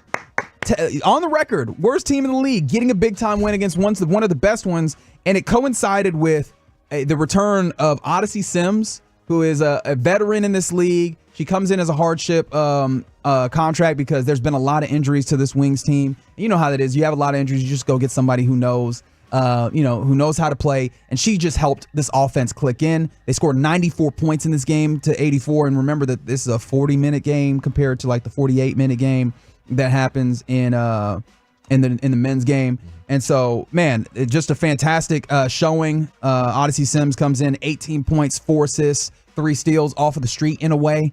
So, man, great time by the Wings, especially hugely necessary to get the mojo going and get them feeling good because, like I said, they hadn't been doing well. I think they had lost quite a few games in a row. They had lost. They started 3-2, and then they lost 12 games in a row. 11 games in a row. And so they break that streak, getting a win against one of the better teams in the league, the Minnesota Lynx. So congratulations to Odyssey Sims, Arika Ogumawale, who had a great game as well, and getting a win there. If you want to talk about another WNBA player, Caitlin Clark is always there, but I'm not talking WNBA. Talking about that wrestle, in a way. Who was wrestling? Well, apparently, Caitlin Clark could wrestle if she would so choose to. Caitlin Clark was invited by Bianca Belair. Have you heard of Bianca Belair? Yeah, do y'all care about this wrestle at all? I do care, but I'm not privy enough to know who this is. Well, Bianca Belair is a wrestler for the WWE, and apparently she invited Caitlin Clark to compete in their 30-woman Royal Rumble. Alec knows who that is. Yeah, he knows very well. He is very fond of her work. I know that for certain. But she said, "I love what's happening in the WNBA. I love that women are getting more spotlight, more attention. And then she talked more about that, and she said, Caitlin Clark, if you're watching, come on and join. Come in the Royal Rumble. You can be one of the 30 participants. That's what's exciting about the Royal Rumble. You never know what's going to happen. And I would like to ask you, is that something you'd be interested in seeing, right? Like, I feel like this is a trick question. No, sincerely, right? Because like there's some people that look at, stars in some sports, and they're like, I want you to focus on what you're doing. And there's some people that are like, hey man, be a star, man. Pop out and show folks. Live your life. If she wants to do it, I would have absolutely no quarrels with it. But am I pushing her to do this? No, I think she seems pretty dedicated to the game. Every time they do those post-game presses with her and ask her about off the court drama, she's like, I don't know what you're talking about. I don't go on social media. Like, she doesn't seem to be caught up in all the publicity of her name.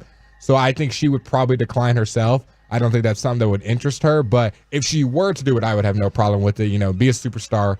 Build your name, build your brand, because when the WNBA, when the NBA, when the NFL, when all that, when your career in that ends, it's sad, man. These people don't care about you as much as you think they do. So build your name outside of it. There you go. Some other headlines today. We learned that Kristaps Porzingis is going to be out for 5 to 6 months. Now, he had ankle surgery on that foot that obviously we had a lot of focus on during the course of the NBA Finals. He had a surgery for that. I don't even know how to call it again. I'm gonna be completely honest, but y'all know what I'm talking about. The ankle foot. All right, the thing that he had. He suffered a connective tissue tear and ligament displacement near his left ankle during the course of the finals. I understand. I understand that shaking of your head like you don't know, Ross. I get it, but right, like it seems like it's one of those things where clearly it could dislocate during the course of movement and action. He played through it in game 5, and it seemed like he was able to be fine enough. But obviously, now this offseason, they went through the work of repairing it. And apparently, according to Jerry Weiss of The Athletic, who covers the Celtics, he said it was a successful surgery, but he'll be out 5 or 6 months. Now, if you do your math, that'll put him around Christmas, maybe into January. I would say he does not come back before the Christmas Day game, or that could be his first game. Like, he'll come back around that time. Isn't it kind of wild that the Boston Celtics, one of their big moves the last offseason was acquiring Kristaps Porzingis? They were able to win the championship. Well, Kristaps Porzingis missing most of the postseason. Like, that was the downside of that move. They lost Marcus Smart, and they lost Robert Williams, and they lost, who else did they lose?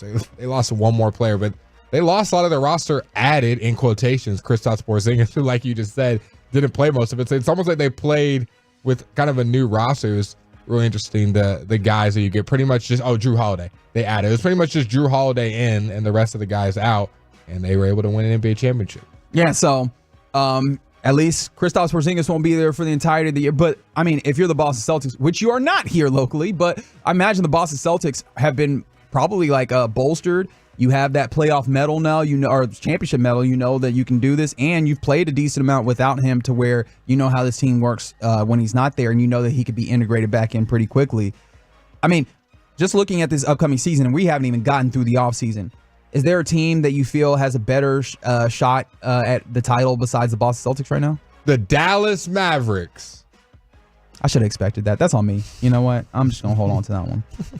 Also, I guess real quick before we go, if you care about NASCAR at all, like I do, Eric Almirola, Bubba Wallace. Bubba Watson is a golfer. No, it's a mistake that I've actually made in my head a few times. Definitely is the golf. Thankfully, I know that mistake is there, so I think about it a couple of times before I say it. I have a Bubba Wallace t-shirt, too. Nice. Well, you can put it to use. Eric Almirola apparently was suspended because him and Bubba Wallace got into an altercation. Because, Almirola was removed from his 20 car last month. I was going to say last week. And people were wondering why. Well, we found out there was a physical altercation between Eric Almirola, Bubba Wallace. We don't know what sparked it and what caused it to happen, but they're on two teams that kind of work together in some ways. They're not quite on the same team, but two teams that kind of share resources. And I guess they got into an altercation. Joe Gibbs Racing determined that they felt like Eric Almirola instigated it and was at fault, and so he's been suspended. But if you were watching racing and you were like, "Yo, where's that dude been?" Apparently, he got in trouble for fighting Bubba Wallace. All right. Well, I'm sure he lost because my boy Bubba don't lose. Come on, man. Well, I mean, some people would say racing wise, he doesn't do a lot of winning necessarily. No, we're not talking about that. We're talking about the haymakers. off of those are some of the best fights. That NASCAR is something. fights. Yeah, people don't give NASCAR. Well, maybe some people do. NASCAR is one of those places where you can get some fights. Now, it's not always going to happen, but when they get mad down in on pit road, grabbing people out of their car, especially if you felt like somebody wronged you on the racetrack after the race, they'll go and talk to them. Yeah. They'll go talk directly the only to people them. breaking you up is your like pit crew. There's not like a ref down there. Hey, but those pit crews, those dudes are athletes too.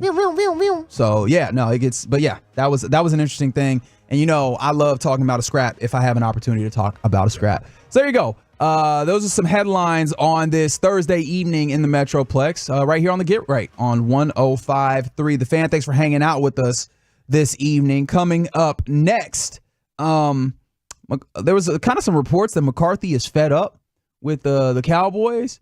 Calvin Watkins was on Sean and RJ this morning. He put some things to it. And we'll also talk about who do we anticipate being the top 10 offenses in the NFL this year. Let's do all that next on The Fan. The Fan is on YouTube, Twitch, smart speakers, or any mobile device on our Odyssey app, presented by Comerica. Turn it on, leave it on America's fastest growing sports station. Thanks to you. 105.3 The Fan. Did somebody say free diamond bracelet? That's right. Diamonds Direct is expanding upon their best offer yet. Make any purchase this month and receive a free diamond tennis bracelet valued at $2,000. That's right. Any engagement ring, any diamond necklace, any timepiece. Purchase any item valued at $10,000 or more and receive a stunning diamond tennis bracelet at no extra cost. Every purchase of $10,000 or more qualifies. So hurry into Diamonds.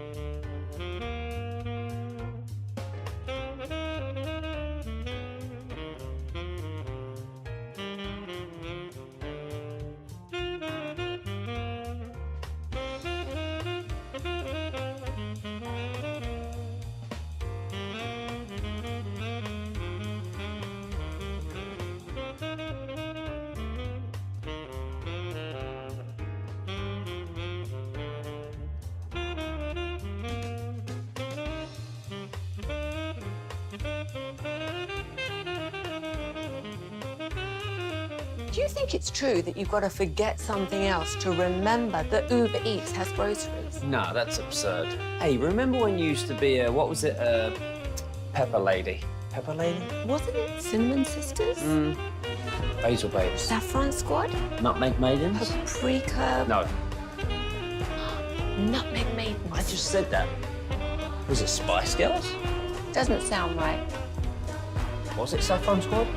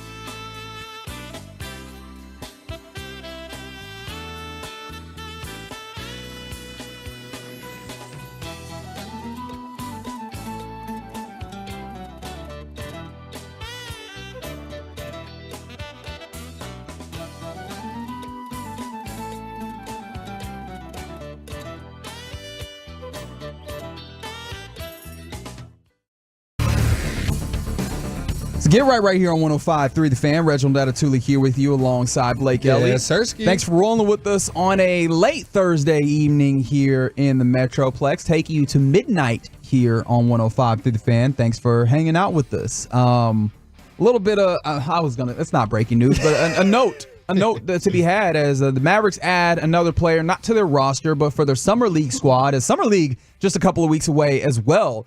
I think, what is it, July 12th, something like that? We got two guys, too. Two of them. Okay, so a couple of names that, look, if you're a Summer League sicko, because, look, I have strong takes about people that are, like, super locked in on, like, preseason sports. Yeah. And Summer League is just preseason, like, pre-preseason sports. So, like, I understand. That's real sicko level. But if you are at that level of sports interest, there's a couple of guys that the Mavericks have already put onto their Summer League squad to see if they can maybe see what they have and maybe possibly add maybe at the back end of a roster or even with the Texas Legends or something. Yeah, and those sickos that Reggie is speaking about is myself. Okay, yeah. I just enjoy, and I think it helps that the Mavs went to the finals, so at every point of their roster building, I'm like, could this be a piece? Could this be a guy that blossoms? You never know. They bring these guys in. You would think it'd be the other way, right? When you have a team that's so good, you're worried about just the top end. Agreed. Maybe when you're like, yo, we're not doing that great. For the Detroit Pistons, you're looking at everybody. Who are the young guys, right? That might ultimately end up being something. So here's this for you guys. Ole Miss, the big man Jamarian Sharp, has agreed to join the Mavericks NBA Summer League at 7'3.5", 7'9" wingspan. Standing at a 9, I don't even know how to read this, a 9'10" reach. Yeah, so he has a wingspan. We talk about. Oh, they said a 7'9" wingspan. That's what threw me off. But then it says 9'3". I forget what the reach is. My bad. Standing reach. So is this? Oh yes, that's right. Standing reach. So if standing, he dang. So he could damn near dunk without getting off the ground. That's crazy. Yeah, and it says this is the part that got me. Sharp. This is what it was wrote by John Kepovich, of director of scouting at Draft Express. Draft Express. Okay, very good. I was about to say Chicken Express. Sharp. That sounds good. I'm hungry. My bad. Back to what you were saying. I'm trying to read his draft profile. Sharp is among the most prolific shot blockers in recent NCAA history. A career 17.3% block percentage puts a lid on the rim. Another guy of joining the Mavs Summer League. Wait, before you move on from Jamarian Sharp, one of the things that I saw on draftroom.com, please, they said that he'll be, if he makes something of himself in the NBA, he'll be asked to do just a few things: rebounding, defending the rim. Not useful on the offensive end. Like cleaning up putbacks, basically, maybe. So Daniel Gaffer without a lot of the things that make Daniel Gaffer really good. Just good shot blocker and rebounder. Maybe we need this rebound. This is the time for celebration for that young man. Congratulations on being on a Summer League squad. Go do something special. Make your money. One more. Nevada's Gerard Lucas, who was named to the Pitt All-Tournament team, has agreed to join the Mavs Summer League. 6'2.5" shot creating guard with a shot 38% from three. He shot 875 threes last season. Okay. And shot 88% from the free throw line with 600 free throw attempts. 600 plus free throws. All right. So, that's nice. Go do something special on the Summer League squad. See what you got. When you're watching, you'll know who these guys are thanks to the gift. I still won't know who those guys are. Well, I'm saying if any of the Tolos listen and they're watching Summer League, like, oh, who is this guy? I remember Blake and Reggie talking about this guy. Yeah. Fair enough.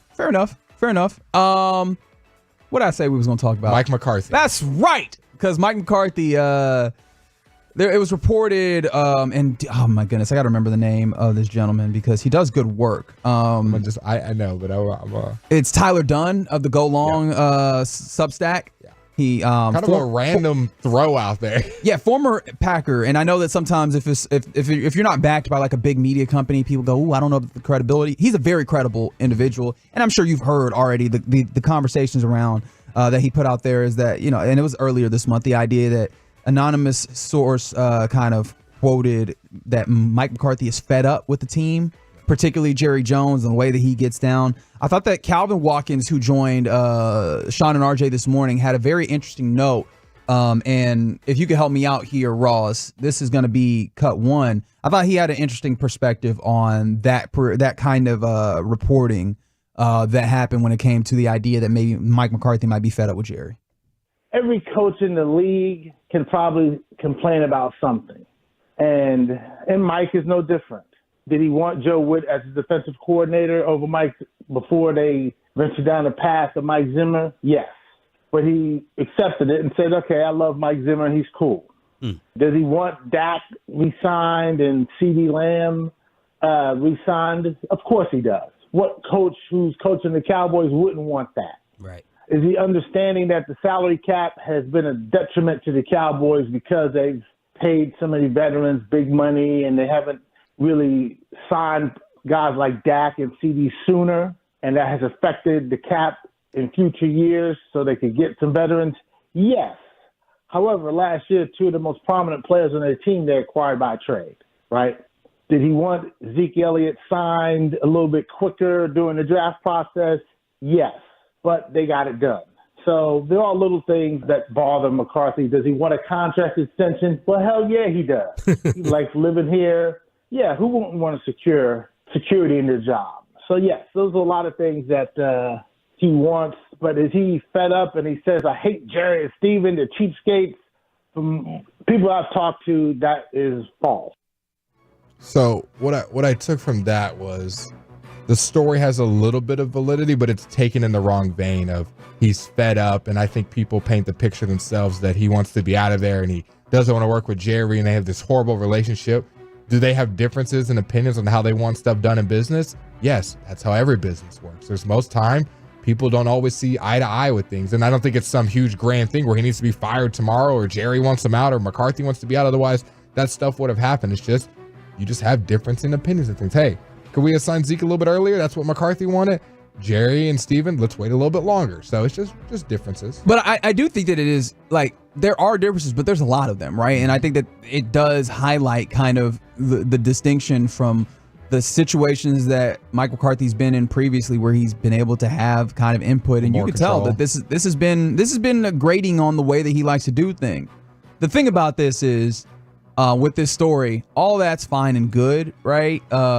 Whether it's he's fed up or not, ultimately the production part is the part that needs to be there, and they've been able to get wins to some extent.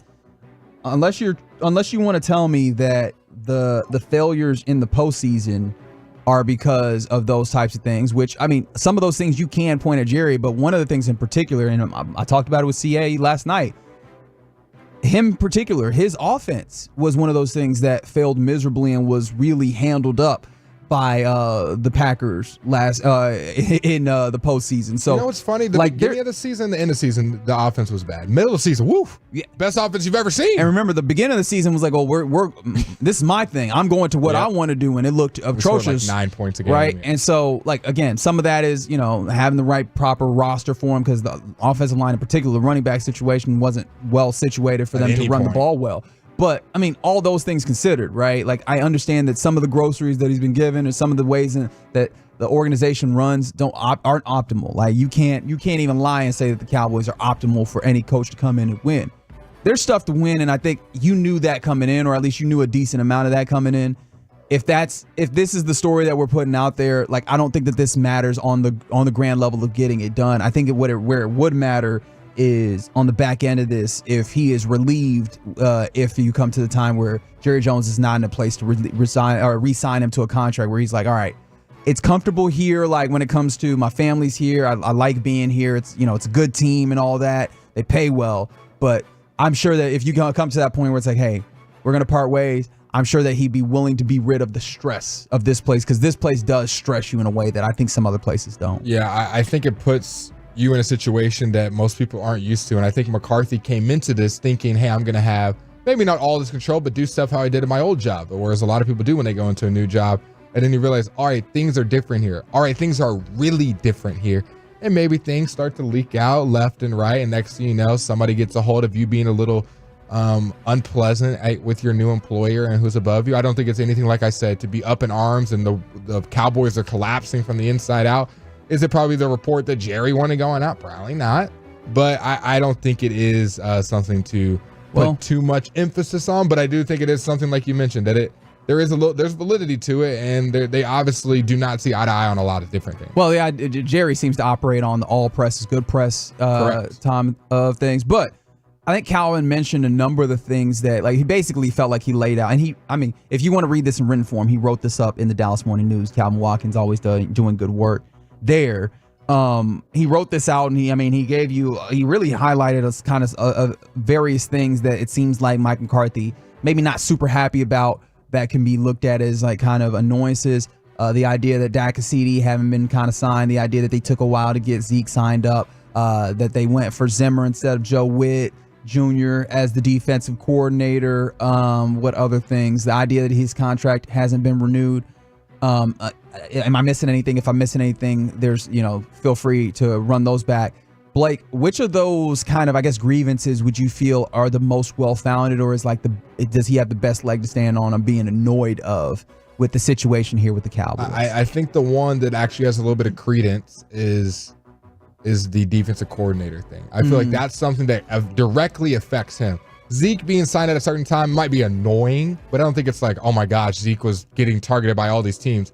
Him wanting a contract extension, of course. I mean, you could go around every coach in the NFL and probably say, do you want a contract extension? Almost all of them would say yes, just for job security, you would assume, unless you're on a really bad team.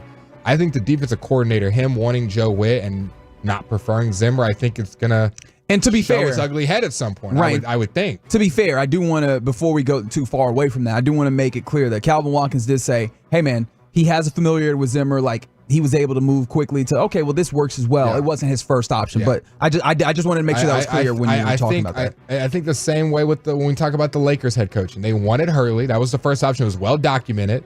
And then you go with JJ Redick. So how does that affect some of the other coaches that maybe were like, I'm all in because we're going to get Hurley. And then you get JJ, and then it's a second option. So I personally, Blake is behind the Zimmer hire, but I'm not a coach on the staff. So my opinion doesn't matter as much as someone of McCarthy who's like, I wanted Joe Witt, and then that didn't happen. It just shows he doesn't have much much control over what happens, because I would assume if the Cowboys really wanted Joe Witt to be their defensive coordinator, they could have made it happen. Yeah. So I just found that to be interesting. Obviously, that's been a thing that's been talked about a decent amount around these Cowboys. But yeah, I mean, look, this is very much a show up and prove it type time and year for Mike McCarthy in particular, and for the Cowboys in general. But yeah, like I think it's interesting that also that this story comes out, because in some ways I think it also, and I mean, even with this clarification from Calvin, I think it also kind of helps frame this season for Mike McCarthy, where you go in, and Mike McCarthy obviously is, when you're the head coach, you carry a lot of responsibility for results and the lack thereof.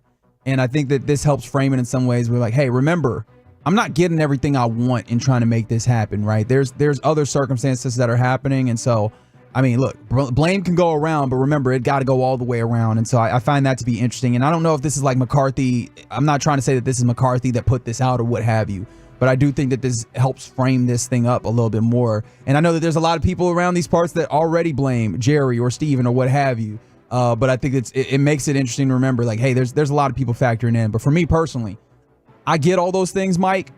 I need you to do your thing, right? Like, if you do your thing really well, and it's Jerry Jones and it's Stephen Jones and it's the organization not helping you, that's ultimately made it so that's the impediment, I'm very willing to say that. I think that Mike McCarthy still has some things on his that he needs to make sure that is together.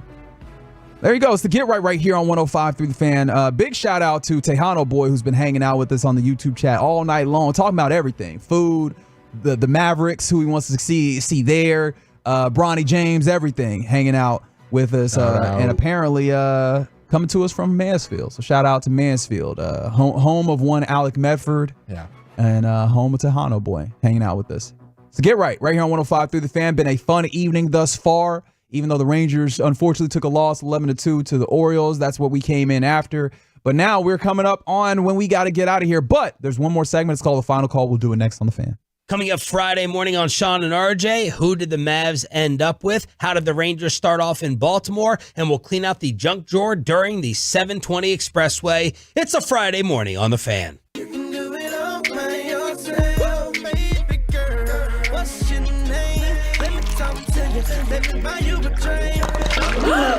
Spilled your drink? The Uber Eats has groceries. No, that's absurd. Hey, remember when you used to be a, what was it, Pepper Lady? Pepper Lady? Wasn't it Cinnamon Sisters? Basil Babes. Saffron Squad? Nutmeg Maidens? Paprika? No. Nutmeg Maidens. I just said that.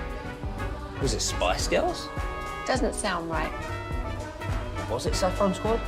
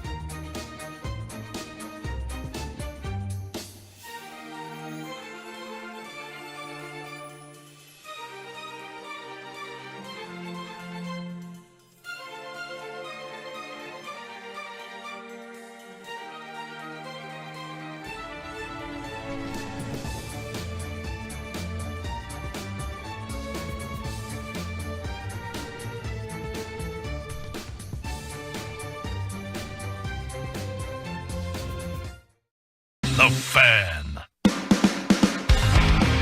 So get right here on 105.3 The Fan. Reginald Atatula here with you alongside Blake Elliott. Yes, Sirski. Much appreciation to Ross Lubinsky hanging out with us on the ones and twos this evening, pulling double duty on a night like this after we're holding them hostage. Yeah, we are holding them hostage after having to ride through the unfortunate loss that the Rangers fell to the Baltimore Orioles in game 1 of a 4-game set. It was 11-2 was the final call. We were actually just in the middle of watching the highlights of that on MLB Network. Hard to watch. Yeah. Well, I mean, it's easy to watch because the Orioles are good at baseball. Yeah, However, yeah, not really fun from the Ranger perspective, unfortunately. Hopefully the Rangers can get a little bit of a revenge tomorrow. After 6 is when first pitch is, 5:30 pregame right here on your home of the Rangers, 105 through the Fan. Do you think if you're John Gray in a situation, how quickly do you think you could bounce back? I don't know. I think I have a strong mental, Reggie. But if I was to give up like shot after shot, I'm just like, I don't even know if I could throw a good pitch after that. You're just like, if I throw a strike, it's going out of the park. Yeah, but I mean, look, I think that's the mental aspect of being a pitcher. I've always said this about like pitchers. Like I feel a lot of sympathy for them. And I remember the time where I really thought this, and the person makes this really tough because he has done some things that are problematic. But do you remember when Sam Dyson was with the Rangers? I remember there was one outing, and I can't remember who it was against, but he was out there on the mound, and he was just dying out there. It was Grant Anderson not too long ago. Yeah, there's definitely. But I mean, as it's almost different as a starter because you just up there, man. And like Sam Dyson was out there, and he was getting cooked, and I was like, that's got to be the loneliest feeling because like. Pitcher is like one of the few places in team sports where you're just kind of out there alone, right? Like, can't nobody help cover you up for you? Can't nobody make this go? Like, you just have to throw this in the pitch. NFL, your team is, hey, patting your back. You get to go back out there. And like, there's ways we can kind of hide you, right? If dude throwing some picks, well, you gonna hand this ball off, my boy. Like, ain't no hand this ball off as the pitcher. Throw it down the middle. Now you gotta throw another batter up, right? Like you got to throw these pitches, or we got to come get you, right? And so, yeah, man, that's a tough place. But I think with that being the case, because of that, the pitching is that type of situation. They have short-term memory. You gotta be like a corner. Exactly. I think that they are built differently. They have to get themselves to that place where they're like, hey, man, we turn this over, and if you have a bad game, there's another one coming. Like, I don't have time to waste. I got to get on my recovery. I got to get ready and get out there and execute. So, John Gray's done this for a while. I mean, he pitched at Coors Field where. It's like the altitude is fixed for them to be able to hit you. Shelled twice. So yeah, but he had a great ERA going in. He's been a good pitcher for you. He's been like under 2 runs or like +8. It's like no in between. I trust and believe that he will get back to the ways of like locating his pitches, especially when you think about Jonah Heim's also a great catcher, helping framing, helping them call games, and then. There's always been glowing reviews of Jonah Heim as like helping the pitchers through the things that they have. So I believe John Gray will be good. Both of your catchers have been one of the top 10 in like frame rate and getting pitches outside the zone, in the zone. So you've got great stuff behind the plate. It's just been consistency on the mound. Yeah. So hopefully Max Scherzer is on the mound and there's a level of consistency in a good way for him. He is making the scheduled appearance on the mound like he was after his debut of the season last. Do you think he can do much better than that tomorrow? You gotta hope because man, these Orioles. You give him more than a couple of hits, man. And all the hits apparently go far. That's one of the things that we saw today. So yeah, let's hope that that Scherzer gets on his good pitching. Josh Smith has an amazing game. I'm saying 3 hits, at least a home run. 2+ RBIs. I'm feeling good about that. Would love to see it. Would absolutely love to see it. It's the final call here on the Get Right on 105 through the Fan. We mentioned that the Rangers fell. The Dallas Wings get a much-needed win against a very good Minnesota Lynx team. Shout out to Odyssey Sims returning to the team. Another hardship contract and really showing how she can run an offense. It looked really good doing that. Some other things. I feel like there's other things that we needed to mention. No, we already mentioned the Summer League guys that were signed by the Mavericks. We mentioned him. Oh, I remember the thing, right? The Mavericks previously were slated to have the 58 overall pick. They ultimately traded with the Knicks to get the 51 pick so that they could draft Melvin Ajinca, a French-born player. Cousin of Alexis Ajinca, who had played in the league some years ago. In fact, he happened to be on that 2011 team that won a title at some point during the season. He was actually one of the guys that went out when Peja Stojakovic came in.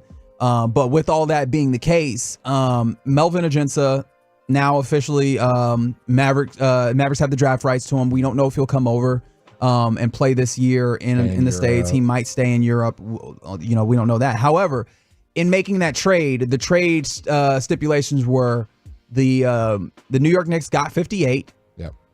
The Mavericks got 51.